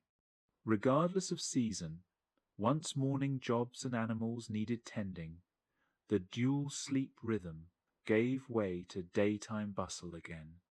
In all of Christian Europe, in the hovels of Normandy, the farms of Saxony, or the longhouses of Sweden, life revolved around this cycle. The wearer of a simple tunic, or the knight on a straw pallet, would wake twice a night, once to gaze at the timbered ceiling, and once more to greet the sun, whether by the candlelit cross, murmuring the hours, or by sharing a half-whisper with a neighbor across the narrow bed. Medieval men and women treated the dark as a companionable friend, not an enemy. And when dawn finally crept in at summer or winter's end, they awoke gently from the arms of the second sleep, warmed by fire and each other, ready to tend the day's labors until night fell again. As the second sleep settles in, and the long night stretches on, the medieval body does not rest as deeply as it might seem. Even in sleep, the world is never entirely silent. Somewhere beyond the village walls, a church bell shifts slightly in the wind. It does not ring yet, but its presence is felt. Everyone knows it will sound before dawn. In Christian Europe, sleep is never fully private. It belongs, in part, to God. Long before the sun rises, monasteries stir. Behind thick stone walls, monks rise from narrow wooden beds. Long before villagers open their eyes, their sleep is shorter, lighter, and more disciplined. They wake in darkness, guided not by light but by routine. The bell rings for matins. Its sound travels far beyond the cloister, across frozen fields, over rooftops, through mist. Even those still asleep feel it, faintly, like a vibration in the bones. Some villagers half wake at the sound, turning in their beds, pulling blankets tighter, murmuring prayers they learned as children. For the devout, even sleep is an act of obedience. In winter, when nights stretch endlessly, the interruption of bells becomes more pronounced. Darkness presses against windows for 14, sometimes 15 hours. Candles burn down faster than expected. Oil grows scarce. Families learn to ration light as carefully as food. The hearth is allowed to fade during the deepest part of the night. Firewood must last until spring. Bodies become the primary source of warmth. In peasant homes, winter sleep is crowded sleep. Children are pressed between parents. Grandparents sleep close to the hearthstones, where warmth lingers longest. Animals are sometimes brought inside goats, chickens, even pigs, their breathing adding heat to the air. The smell is strong: wool, smoke, damp leather, unwashed bodies, animal musk. It clings to blankets and hair, becoming part of the night itself. Sleep in winter is heavier, but also more broken. Cold wakes the body before fear ever could. A numb foot, a stiff shoulder, a draft slipping through warped wood. People shift constantly, turning toward warmth, away from cold stone walls. Some sleep sitting upright against each other.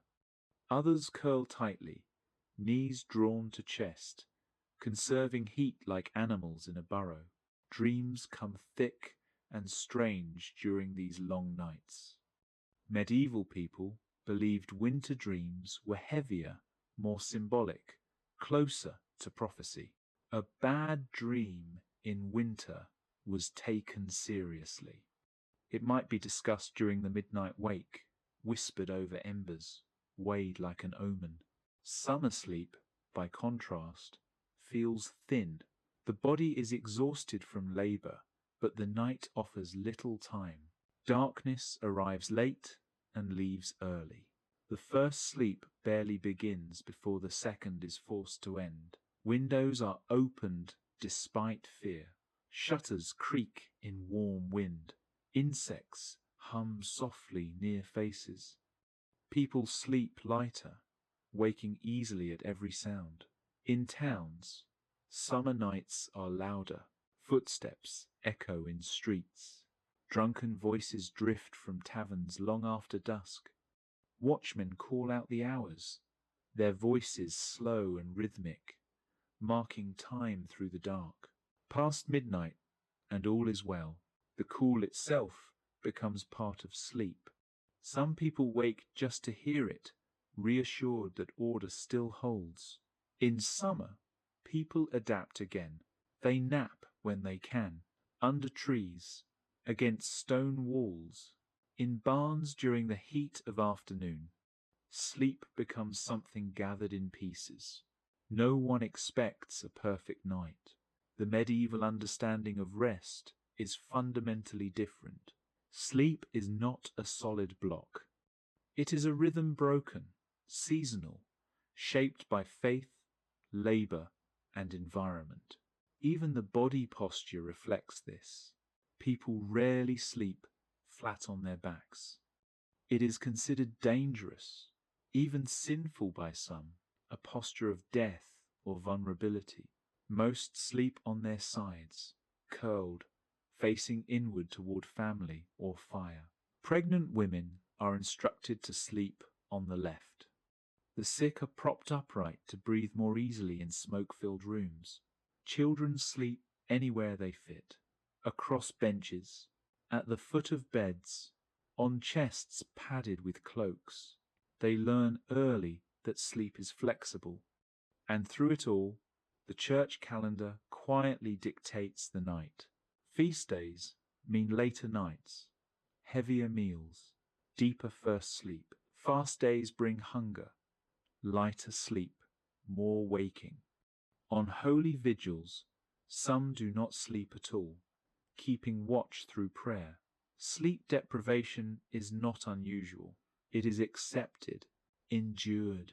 People wake tired, not because something is wrong, but because this is how life feels. And yet, despite discomfort, cold, smoke, noise, and interruption, sleep still comes. It comes because bodies adapt, because minds surrender, because night, however imperfect, is still night. As the second sleep fades and dawn approaches once more, the medieval world prepares not consciously, but instinctively to begin again. The fire will be coaxed back to life. The bell will ring again. The cycle will repeat, not once, not twice, but every night, for a lifetime. As the night deepens and the second sleep loosens its hold, not everybody finds rest. Some lie awake not because of fear or cold or noise, but because the body itself refuses to be still. In medieval Europe, illness sleeps beside the bed. There is no separate room for the sick in most homes, no quiet chamber away from smoke and noise.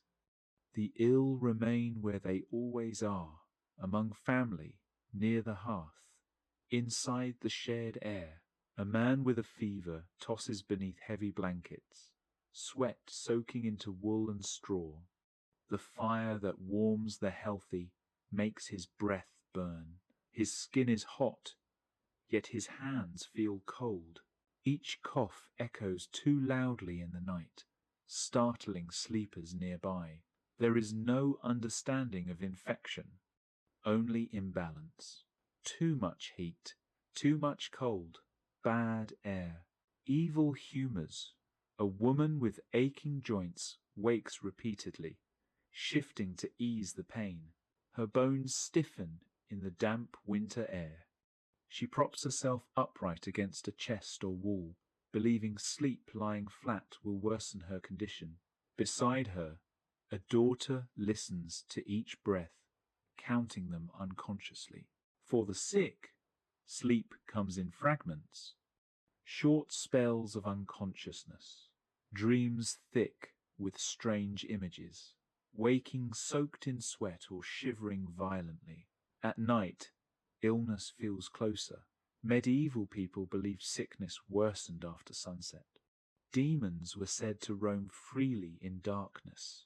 Fever dreams were sometimes seen as spiritual visions. A bad night could mean a bad outcome, so the household stays alert. Someone rises during the midnight watch to check breathing. A bowl of warm broth is reheated. A cloth is dipped in water and placed on a burning forehead.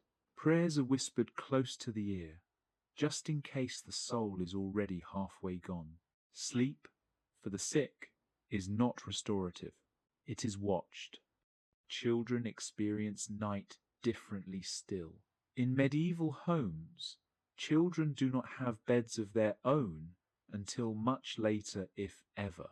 They sleep where space allows, between parents, across benches, on pallets near the hearth, wrapped in cloaks at the foot of adult beds. They fall asleep easily, exhausted by daylight, but they do not stay asleep long. The night is full of unfamiliar sensations. Shadows stretch strangely in firelight. Animals move nearby. Adults whisper instead of speak. A child wakes crying from a dream of wolves or saints or fire. No one dismisses it. Nightmares are taken seriously. Bad dreams are believed to foretell illness or death. Parents soothe with touch and prayer, not explanation. A mother makes the sign of the cross on a child's forehead. A father murmurs a psalm meant to calm restless spirits. Children often sleep lighter than adults. They wake during the midnight watch and listen to the house breathe. They learn early the rhythms of night, the pause, the quiet work, the return to sleep. Death is not hidden from them. If a sibling or grandparent dies, the body may lie in the same room overnight. Candles burn low. Adults keep vigil. Children sleep fitfully nearby, absorbing the presence of loss without words. Sleep teaches them endurance. By adolescence, most children have learned to sleep anywhere. Noise does not wake them easily. Cold is tolerated. Discomfort becomes familiar. And then there are the cities. Urban sleep is different. In medieval towns, night is never truly silent. Even after curfew, there is movement. Watchmen walk the streets. calling the hours. Their voices echo between stone walls, measured and repetitive, past midnight, and all is well. Drunk voices drift from taverns, arguments flare and fade. Footsteps pass beneath windows, horses shift in stables, carts creak, dogs bark suddenly, then stop.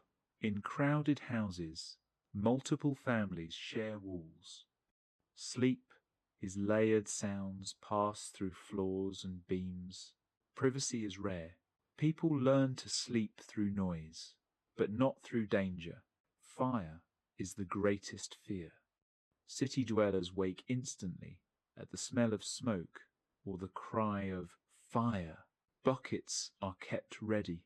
Sleep is light, always listening. In contrast, rural sleep is quieter but lonelier. The countryside has fewer sounds, but those sounds feel closer. Wind through trees, owls, wolves far away. A single unexplained noise outside a farmhouse carries weight. There are no neighbors just beyond the wall, no watchman's call. Rural sleepers rely more on dogs, on familiarity with the land, on instinct. In cities, sleep is communal vigilance. In villages, sleep is shared trust. Both are fragile. Both are interrupted. And yet, in all these places, sick beds, children's pallets, crowded city rooms, lonely farmhouses, sleep continues to return. Not because conditions are ideal, but because bodies adapt. The medieval night is not gentle, but it is persistent, and every morning, tired eyes open again, not rested, not refreshed, but alive. By medieval candlelight, people once viewed sleep with solemn care. Stories and sermons warned that as eyes closed, the soul became acutely vulnerable, subject to devils or even death. The Bible and Ovid taught that a sleeper's soul might be corrupted or life snuffed out at night. Thus, each family drew curtains tight and murmured prayers. A mother might burn rosemary for health and kiss her children's foreheads. A farmer crossed himself at dusk as owls began to call. From rich lords to village peasants, no one rose from supper without one last benediction for safe dawn. Blankets smelled of herbs and smoke. The hearth's glow lulled nerves. But always in the back of the mind was the old warning. Sleep could be a tiny death. Bedtime prayers were recited like last rites, in case the final breath came before morning. Within a quiet cottage, if a loved one lay pale on the bed, a midnight vigil began. Kin and monks would gather, lighting beeswax candles that guttered orange shadows on wooden beams. Their voices were low as evening hymnals or the rosary. Every hymn was an escort for the soul. Medieval accounts note that common folk sat vigil with the deceased, often singing through the long dark. They draped the body in a white shroud and placed rosemary under the pillow, rosemary being the herb of remembrance. Outside, the wind might sigh through the thatch, but the watchers kept silence, occasionally whispering the name of God. Some played games or rolled dice by candlelight to stay awake, a noisy contrast meant to keep evil at bay. They believed these bedside rites, each prayer and vigil candle, helped guide the final breath into paradise. In homes and abbeys alike, the soul's journey was an all-night concern. Far from Europe, in dusty towns and desert oasis, under a star-swept sky, people held similar fears. In the Islamic world, for example, sleep was literally called a minor death. As the Quran teaches, Allah takes the souls at the time of their death, and those that do not die, He takes during their sleep. In practice, this meant every night's slumber was understood as a touch of the afterlife. Devout Muslims would wash, pray, and recite Quran before bedding down, so that whether the soul was snatched away in sleep or in waking life, it would be prepared.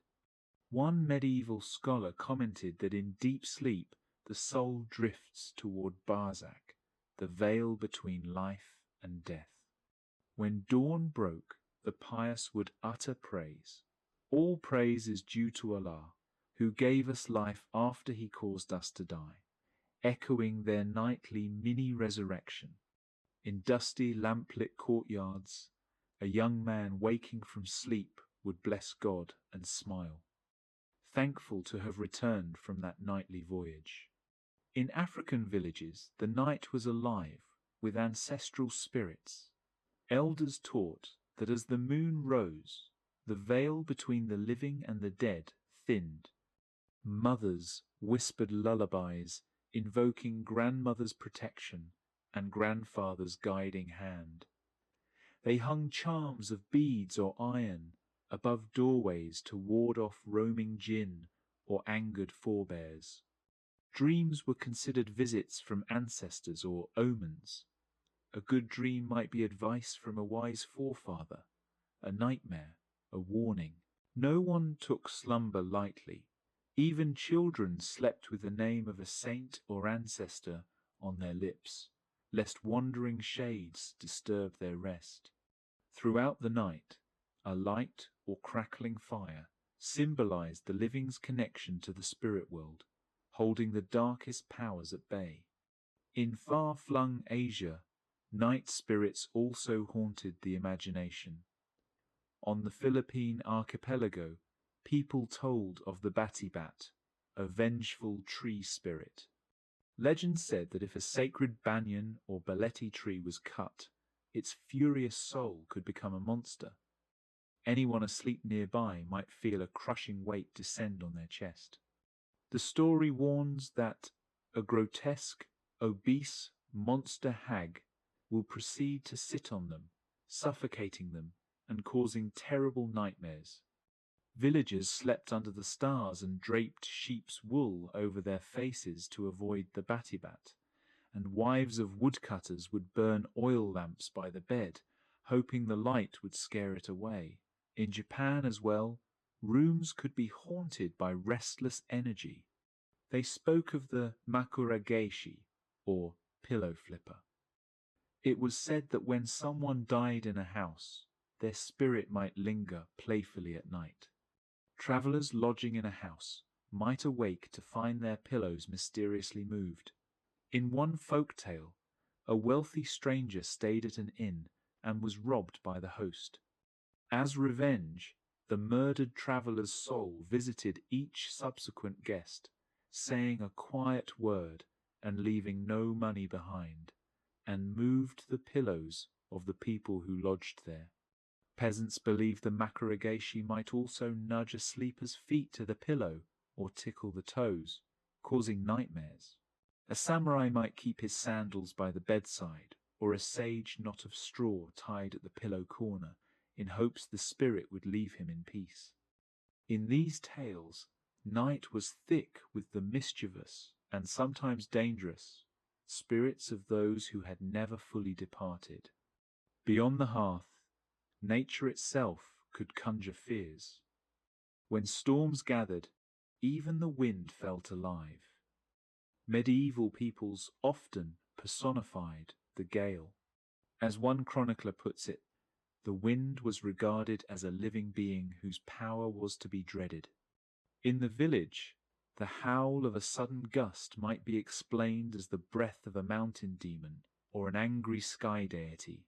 Clerics told of the tempestarii, rural wizards or witches believed to control weather. Bishop Agobard of Lyons grumbled in a letter that such weather witches raised tempests which destroyed the fruits of the earth. In short, thunder was a sign, punishment, warning, or the clashing work of magicians in the clouds. When lightning forked through the sky, people would cross themselves, thinking it a divine whip or signal. Farmers watched on high hills, sprinkling holy water on fields below as they felt the first fat drops of rain. As a thunderstorm closes in, every sense sharpens. The air grows still and expectant, smelling like hot dust and ozone before the downpour. Then the first fat drops plink on slate, roof, and earth, and the wind roars to life. The cottage shutters bang on their hinges. The hearth spark leaps higher one instant and flutters the next. Raindrops drum on rough planks and splash in muddy puddles, each one cold against wooden oar, as if to say, "Beware." Suddenly, a fork of lightning splits the sky, and the world goes blinding white. Thunder shakes the beams overhead, booming as though giants are arguing.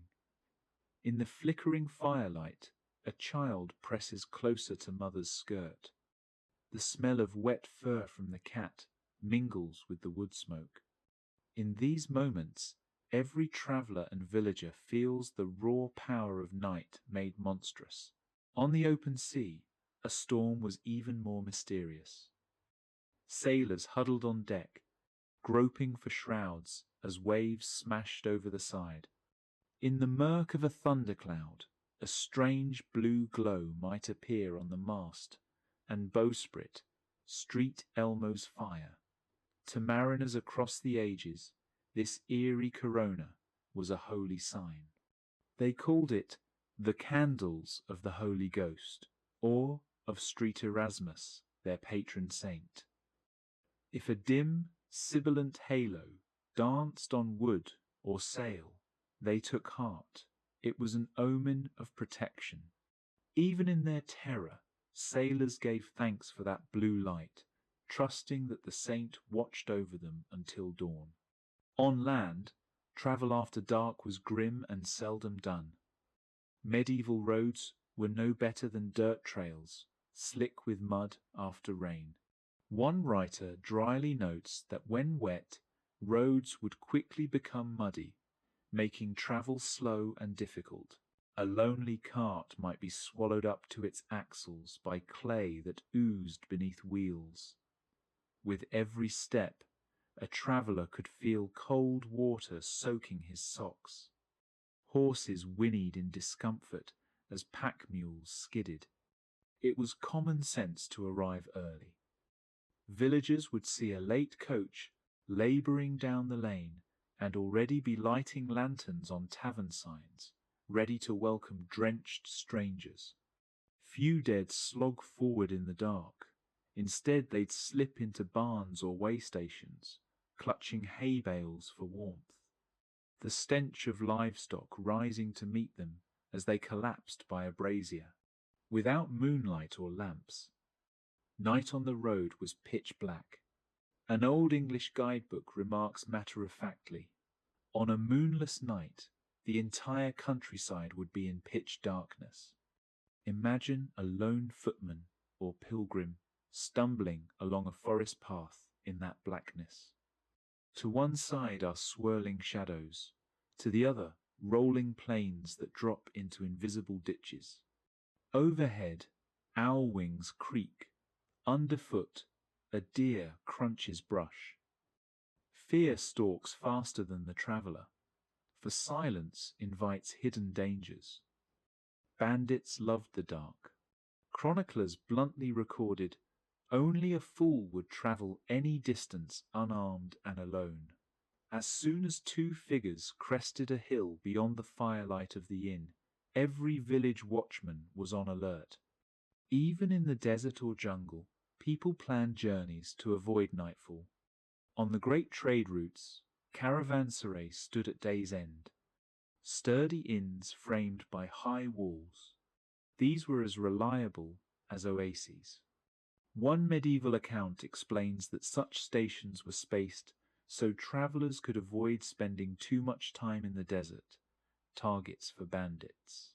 Merchants from West Africa to China would push their camels through dawn and dusk, always racing the sun. When night came, they tucked themselves in behind the stone gateways of a fortress hotel. There they drank thin tea and played chess by torchlight, knowing well that outside the wall a hyena or highwayman could be prowling. Under the safety of roof and guard, caravanners finally let their muscles uncoil, the night wind now just a distant lullaby. So it was for pilgrims and missionaries too. A monk trudging across Europe carried a twig of juniper as incense to fumigate his quarters, while a pious Indian fakir might sing songs at each riverbank, believing river deities guarded his sleep. An African or Asian trader would sometimes join a larger caravan after dark, cloaking all in a single movement. Across cultures, the lonely road at night meant danger and prayer in equal measure. Messengers fled with letters under one arm and sword in the other. Thieves and outlaws melted into the same fog that blinded everyone else.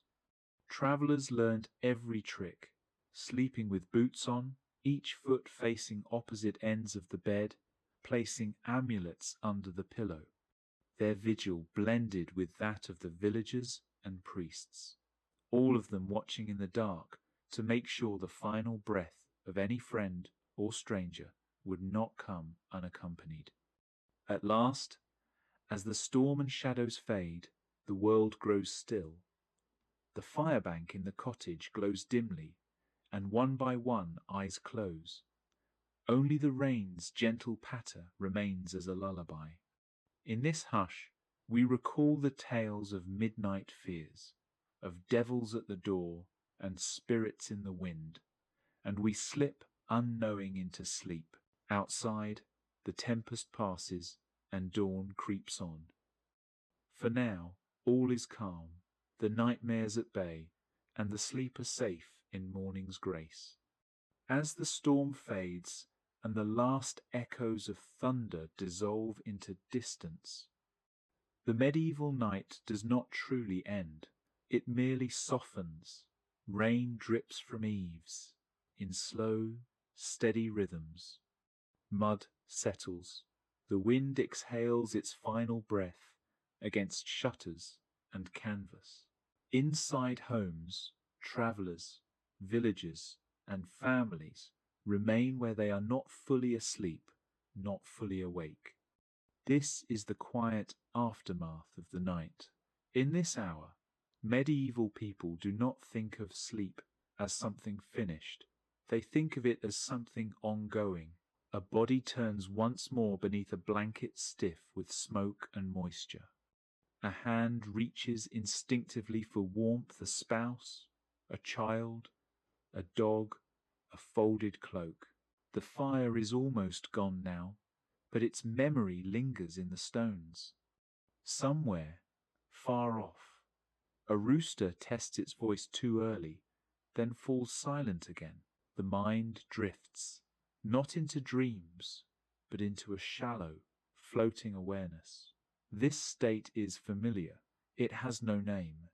It is simply how nights feel. Medieval people live their entire lives slightly tired, not exhausted, not broken, just never fully rested. Sleep is not meant to repair everything. It is meant to make tomorrow possible.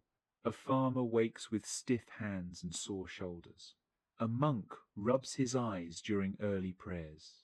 A mother yawns as she rekindles the hearth. No one complains. Fatigue is normal.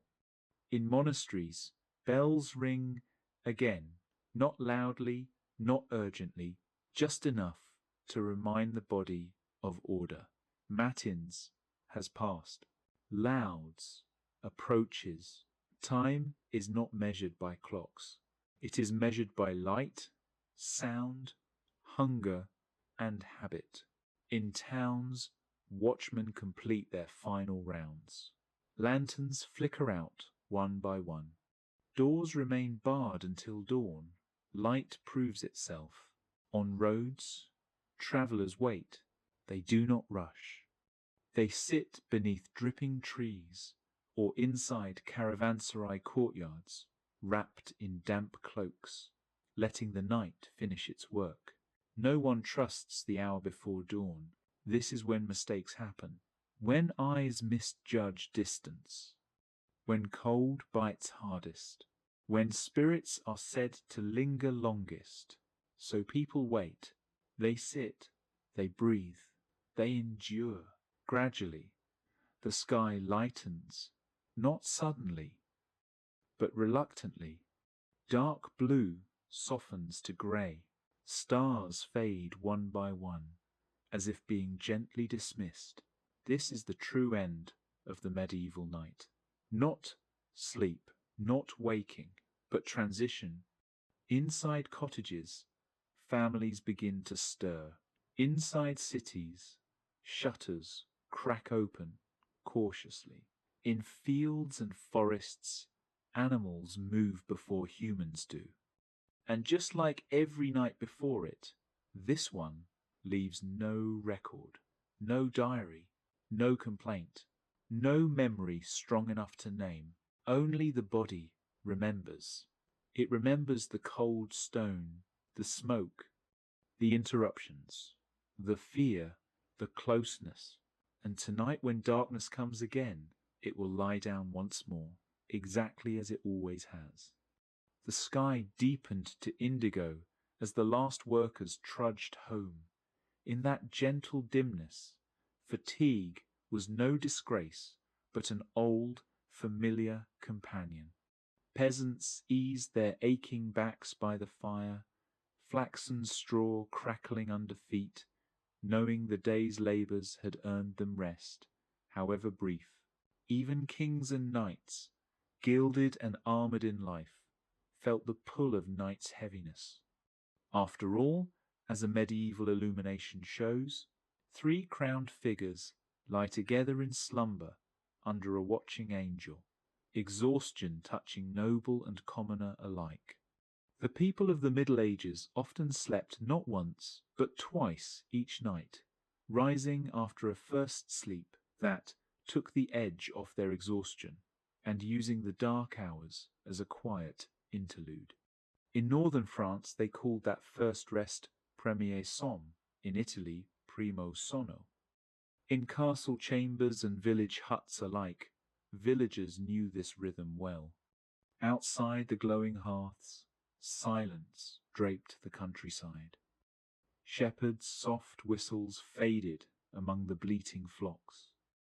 Village dogs curled under carts. Families clustered in smoky huts, the low lamplight tinting each weary face gold. There was no modern notion of sleep hygiene here, only the simple fact of life under sun and moon. Crowded into rough-hewn beds of straw or wooden benches, people felt fatigue as a sign of being alive, not of failure. To medieval ears, the rattle of snoring was as natural as a lullaby. So many souls keeping watch on weary lids were woven into the night's routine. Indeed, historians note that worldwide, from the Middle East to Africa and Asia, communities followed this broken slumber pattern. Between first and second rest, life did not halt. Fathers might sip cooled ale by the hearth, mothers softly whisper prayers.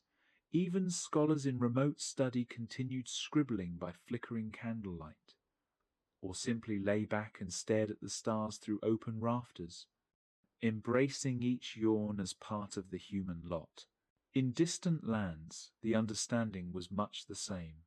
In a desert encampment, Bedouin drovers let camels settle on the sand, shrugging off the day's heat into the cool air. They had no soft mattresses, but rolled on flattened woven mats under the clear Milky Way. Weariness was inevitable after hours in the sun. Instead of complaining, they accepted it as fate. A camel driver would tie a coarse cloth around his eyes and lie awake in silence, ready to rouse for the moonlit prayer if needed. Faith taught them patience, to be humble before Allah, who had given the day's toil and the night's rest.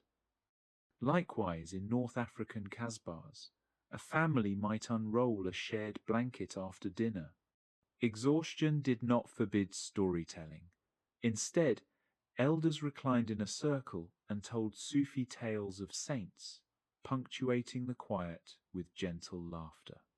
The vast Saharan sky above became a calm tutor.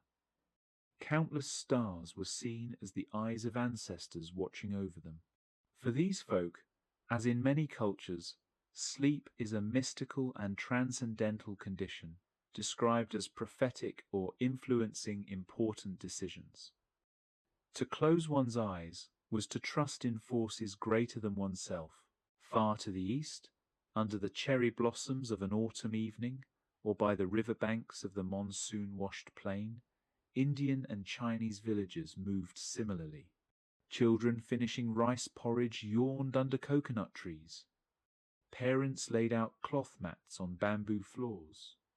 In India, it was common for families to recite a few lines of the Ramayana or sing folk hymns as the night fell, each note softening into sleep. In China, artisans finished their last strokes on paper fans by oil lamp until they simply could not keep awake. All these people felt the tug of drowsiness and bowed to it, for in their philosophies and faiths, tiredness was simply part of living. The day's efforts were seen as fulfilling one's role in the world, and sleep was the quiet toll one paid. There was no shame, only acceptance. In fact, a classic Tang dynasty poem imagines the moon goddess Chang'e herself, brooding through the long nights on the lunar palace, a symbol of contemplation rather than panic about rest. By contrast, modern-day anxieties about sleep did not exist. Medieval men and women had no alarm clocks or 9-to-5 schedule. They knew only sunlight and seasons. If a storm cut the sky in half with lightning or rain hammered on roofs, they paused whatever they were doing and eventually surrendered. Rabbis in twilight synagogues sang the Kriyat Shema as their final lullaby. Muslims performed ablutions and whispered night prayers, Qiyam ul-Layl, before drifting off. Christians counted beads or slept to the sound of the convent bells at midnight. In monasteries, monks even took shifting turns in watch. To them, being human meant feeling tired, a notion so universal that exhaustion was sometimes viewed as a spiritual trial. One medieval scholar wrote that sleeplessness could signify an overburdened soul, and true rest was a divine grace.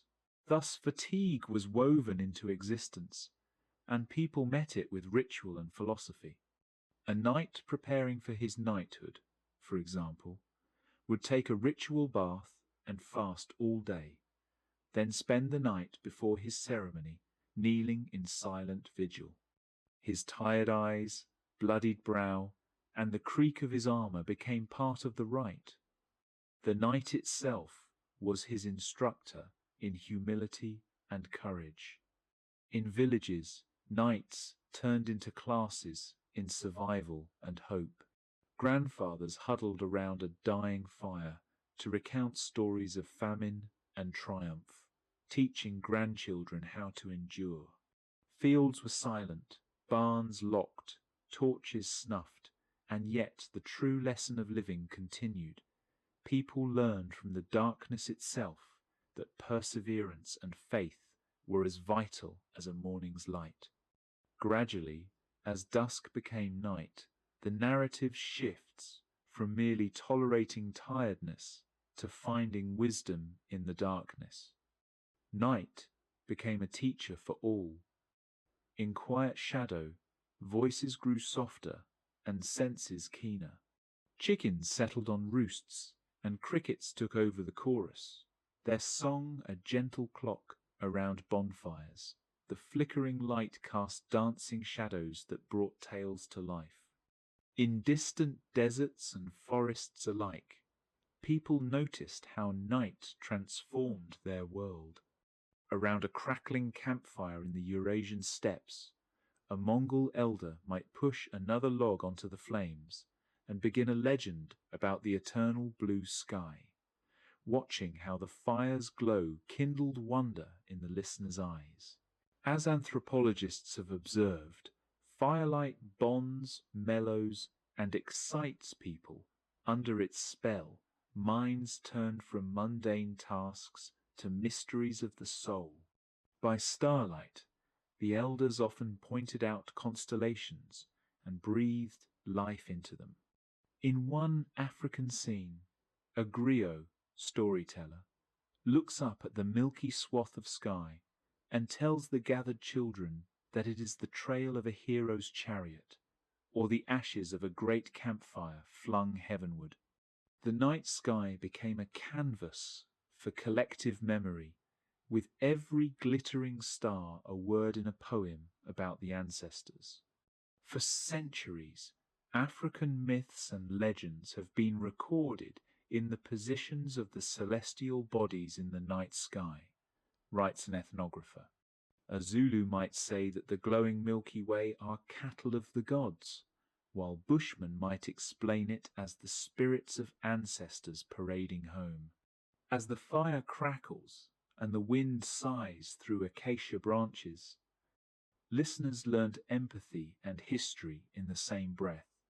They learned the names of stars and the rhythms of the seasons, so that even in deep fatigue, their minds remained curious. Elsewhere, night offered other teachings. In the forests of medieval Europe, villagers believed the hours around midnight were enchanted. Witches and spirits were said to roam under the new moon. This spurred communal storytelling. Families would huddle under woolen blankets, sharing ghost stories or recounting the lives of saints until dawn. The fear of the dark world beyond sheepfolds taught caution and community. Togetherness was the lesson. In churchyards, watchmen rang small bells to ward off evil, and villagers listened to its drowsy toll as a metronome for prayer. The hearth became a classroom of sorts, where parents taught children humility. Be wary of pride, whispered around the flames, and gratitude. Nothing is more precious than rest, as candlelight waned. The night demanded introspection, and people obliged. Even formal tradition reflected this. In Christianity, keeping vigil was a holy duty. Cathedrals held the Easter Vigil through Holy Saturday's night, waiting for dawn's first light to celebrate rebirth. Old cathedral doors opened to shivering faithful at midnight on Christmas Eve, their hymn, Midnight Mass, a reward for their winter wait. In Eastern churches, believers gathered on Saturday evenings, candle in hand, for all-night vigils of prayer and song. The message was clear. Valuable things, resurrection, redemption, community, could be found by those who sought through darkness. Knights also internalized night's lessons. Before being dubbed, a squire would keep candle-lit watch in a chapel, vowing himself in solitude to honor and purity. The armor might grow cold and heavy through that night of prayer, but when dawn came he knew the vow he'd made. Throughout Asia, similar devotion held sway. Poets sat beneath paper lanterns penning verses on moonlit nights. Samurai sometimes recited Zen koans in pitch-black gardens, finding clarity in the emptiness. Ancient Chinese literature framed the night as an equalizer and guide. One Tang dynasty poem wonders if the lonely moon goddess Chang'e regrets stealing immortality to brood through the long nights. Her lonely vigil warns mortals of the weight of their choices, even in silence. Similarly, the stars taught agricultural wisdom. In India and China, farmers knew crop cycles by the moon's phases, and the appearance of planets, the Ganga's festival, for instance, was fixed by stars. Learning from nature, they slept irregularly, but observed carefully. The night sky itself became a living library, and all this in sound as much as sight. The night teemed with a gentle symphony. Hooting owls, distant wolves, the crackle of embers, a child's soft lullaby. Each sound bent with meaning. A babbling creek might lull a few to sleep, teaching patience. A sudden fox cry might jolt them to act, teaching alertness. The cool air on skin at midnight taught gratitude for warmth and fire. Touching the coarse blanket or the earthen floor reminded them of the world's reality even in dreams. In every sense, night sharpened life's edge instead of dulling it. It was a time for prayer and confession under star shadows, for making peace by firelight with loved ones and even foes, as old feuds faded into the soothing hours. In quiet introspection, minds wandered. Kings considered empire's fate. Peasants prayed for crops. Monks meditated on scriptures. The communal hush meant one could hear heartbeats and thoughts more clearly. Oral traditions flourished. A blacksmith's son might recount an African tale of heavenly cows until his eyelids drooped, absorbing cultural values woven into each myth. An Arab merchant might recite a line of the Shahnameh or recite a hadith till he nodded off, the words nesting in memory. By listening to voices old and young, by feeling the night's pattern, people became teachers and students in turn. All the while, the world turned darkly, slowly, with no rush. The cool midnight hour carried a solemn gravitas. Each moonlit night whispered that wisdom often comes from stillness. Across continents, the lesson was unanimous. In the embrace of darkness and fatigue, humanity found its truest conversations, whether with God, with ancestors, or with the self. As one anthropologist put it, in the day's firelight, stories, not problems, become the heart of the conversation. Night was a patient mentor, weaving through the silence and shadows a tapestry of memory, faith, and wonder that prepared each soul to face the morning, however weary they might be. In this way, medieval peoples did not fight exhaustion so much as make it part of life's rhythm. They accepted tiredness as a constant companion, learned from the blackness, and found in it a quiet good that carried them to the dawn. No summary or final lesson was needed, for the night itself continued to speak until the sun rose once more. The night does not explain itself. It does not summarize what it has taught. It simply continues. After stories are told, after prayers are whispered, after fatigue is accepted and carried like an old coat, silence returns thicker now, deeper. This is the hour when even thought begins to slow. In a village in Europe, an old man lies awake, not because of worry, but because his mind drifts. He remembers nights like this from childhood, the same smell of smoke, the same ache in his knees, the same sense that the world at night is older than daylight allows. He does not search for meaning. He lets the memory pass. In a desert town, a merchant rests against a low wall, eyes half closed. The caravan will not move until the sun climbs higher. There is nothing to do now but listen to wind brushing stone, to distant footsteps fading into sand. He knows this waiting. It has shaped him. In the highlands, a shepherd lies beneath a cloak, stars scattered above like salt. His sleep comes and goes. Between breaths, he listens for wolves. Between thoughts, he listens for himself. The night teaches patience by repetition. Nothing happens quickly here. A candle burns down slowly. A fire settles into embers. A dream rises, fades, returns. In monasteries, the final prayers of the night have ended. The brothers lie still again, bodies trained to rest lightly. They will rise soon, not because they are ready, but because it is time. Time is not felt as pressure, it is felt as flow. Across the world, this same moment exists, unnamed, unnoticed. A mother in a wooden house presses her palm gently to a child's back, feeling the rise and fall of breath. A traveller shifts on straw, careful not to wake the others. A city watchman leans on his spear, eyelids heavy, lantern swaying gently. No one is fully asleep. No one is fully awake. This is where medieval knights spend most of their life. Not in fear, not in drama, but in endurance. The body learns to exist here. It learns how to rest without comfort, how to sleep without silence, how to dream without softness. This knowledge is never written down.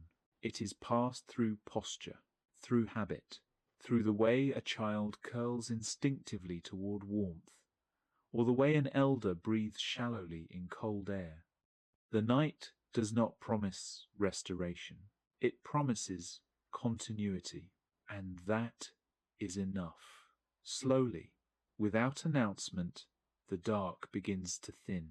Not dawn, not yet, just a subtle easing. Black becomes blue, blue becomes grey. The stars retreat without ceremony. The moon loosens its hold. Somewhere, a bird moves. A single sound breaks the stillness, not loud, not sudden, just enough to signal that the world has not ended. People do not rise all at once. They stretch, they sigh, they accept the weight of their bodies again. Another day waits. And tonight, when darkness returns, they will lie down once more, on straw, on wool, on stone, on memory, exactly as they always have. And so, without realizing it, the night begins again. Not a new night, the same one, the same cold settling into stone walls, the same smoke resting low beneath rafters, the same quiet expectation. Somewhere, a hearth is lit once more. A hand arranges straw on a wooden frame. A blanket is shaken out, releasing dust and the faint scent of dried grass. Nothing feels new. A door closes softly. Footsteps fade. The outside world withdraws. In a small room, bodies lie down exactly as they did before. A man turns toward warmth. A woman adjusts the edge of a wool coverlet. A child curls inward, already half asleep. The fire flickers, just enough to cast shadows that stretch and collapse again. The night accepts them without comment. There is no sense of beginning, no sense of ending, only the familiar rhythm. Breath, pause, breath. Outside, the wind moves through trees the same way it always has. In cities, stones cool beneath empty streets. In fields, animals shift in their sleep. The world has done this before, thousands of times. Tonight is not special, and that is why it works. Sleep comes not because conditions are perfect, but because repetition makes it possible. The body remembers what to do. Eyes close, thoughts loosen, awareness drifts. Somewhere between wakefulness and dreams, The mind returns to that first moment, the moment just after dusk, when the day finally let go, and once again the medieval night settles in. And now the night remains. The fire has grown quiet, the world has slowed, and sleep comes the way it always has. Imperfect, gentle, and unannounced. Wherever you are, may the rest of this night pass peacefully. And when darkness returns again, you will know this story is still here, waiting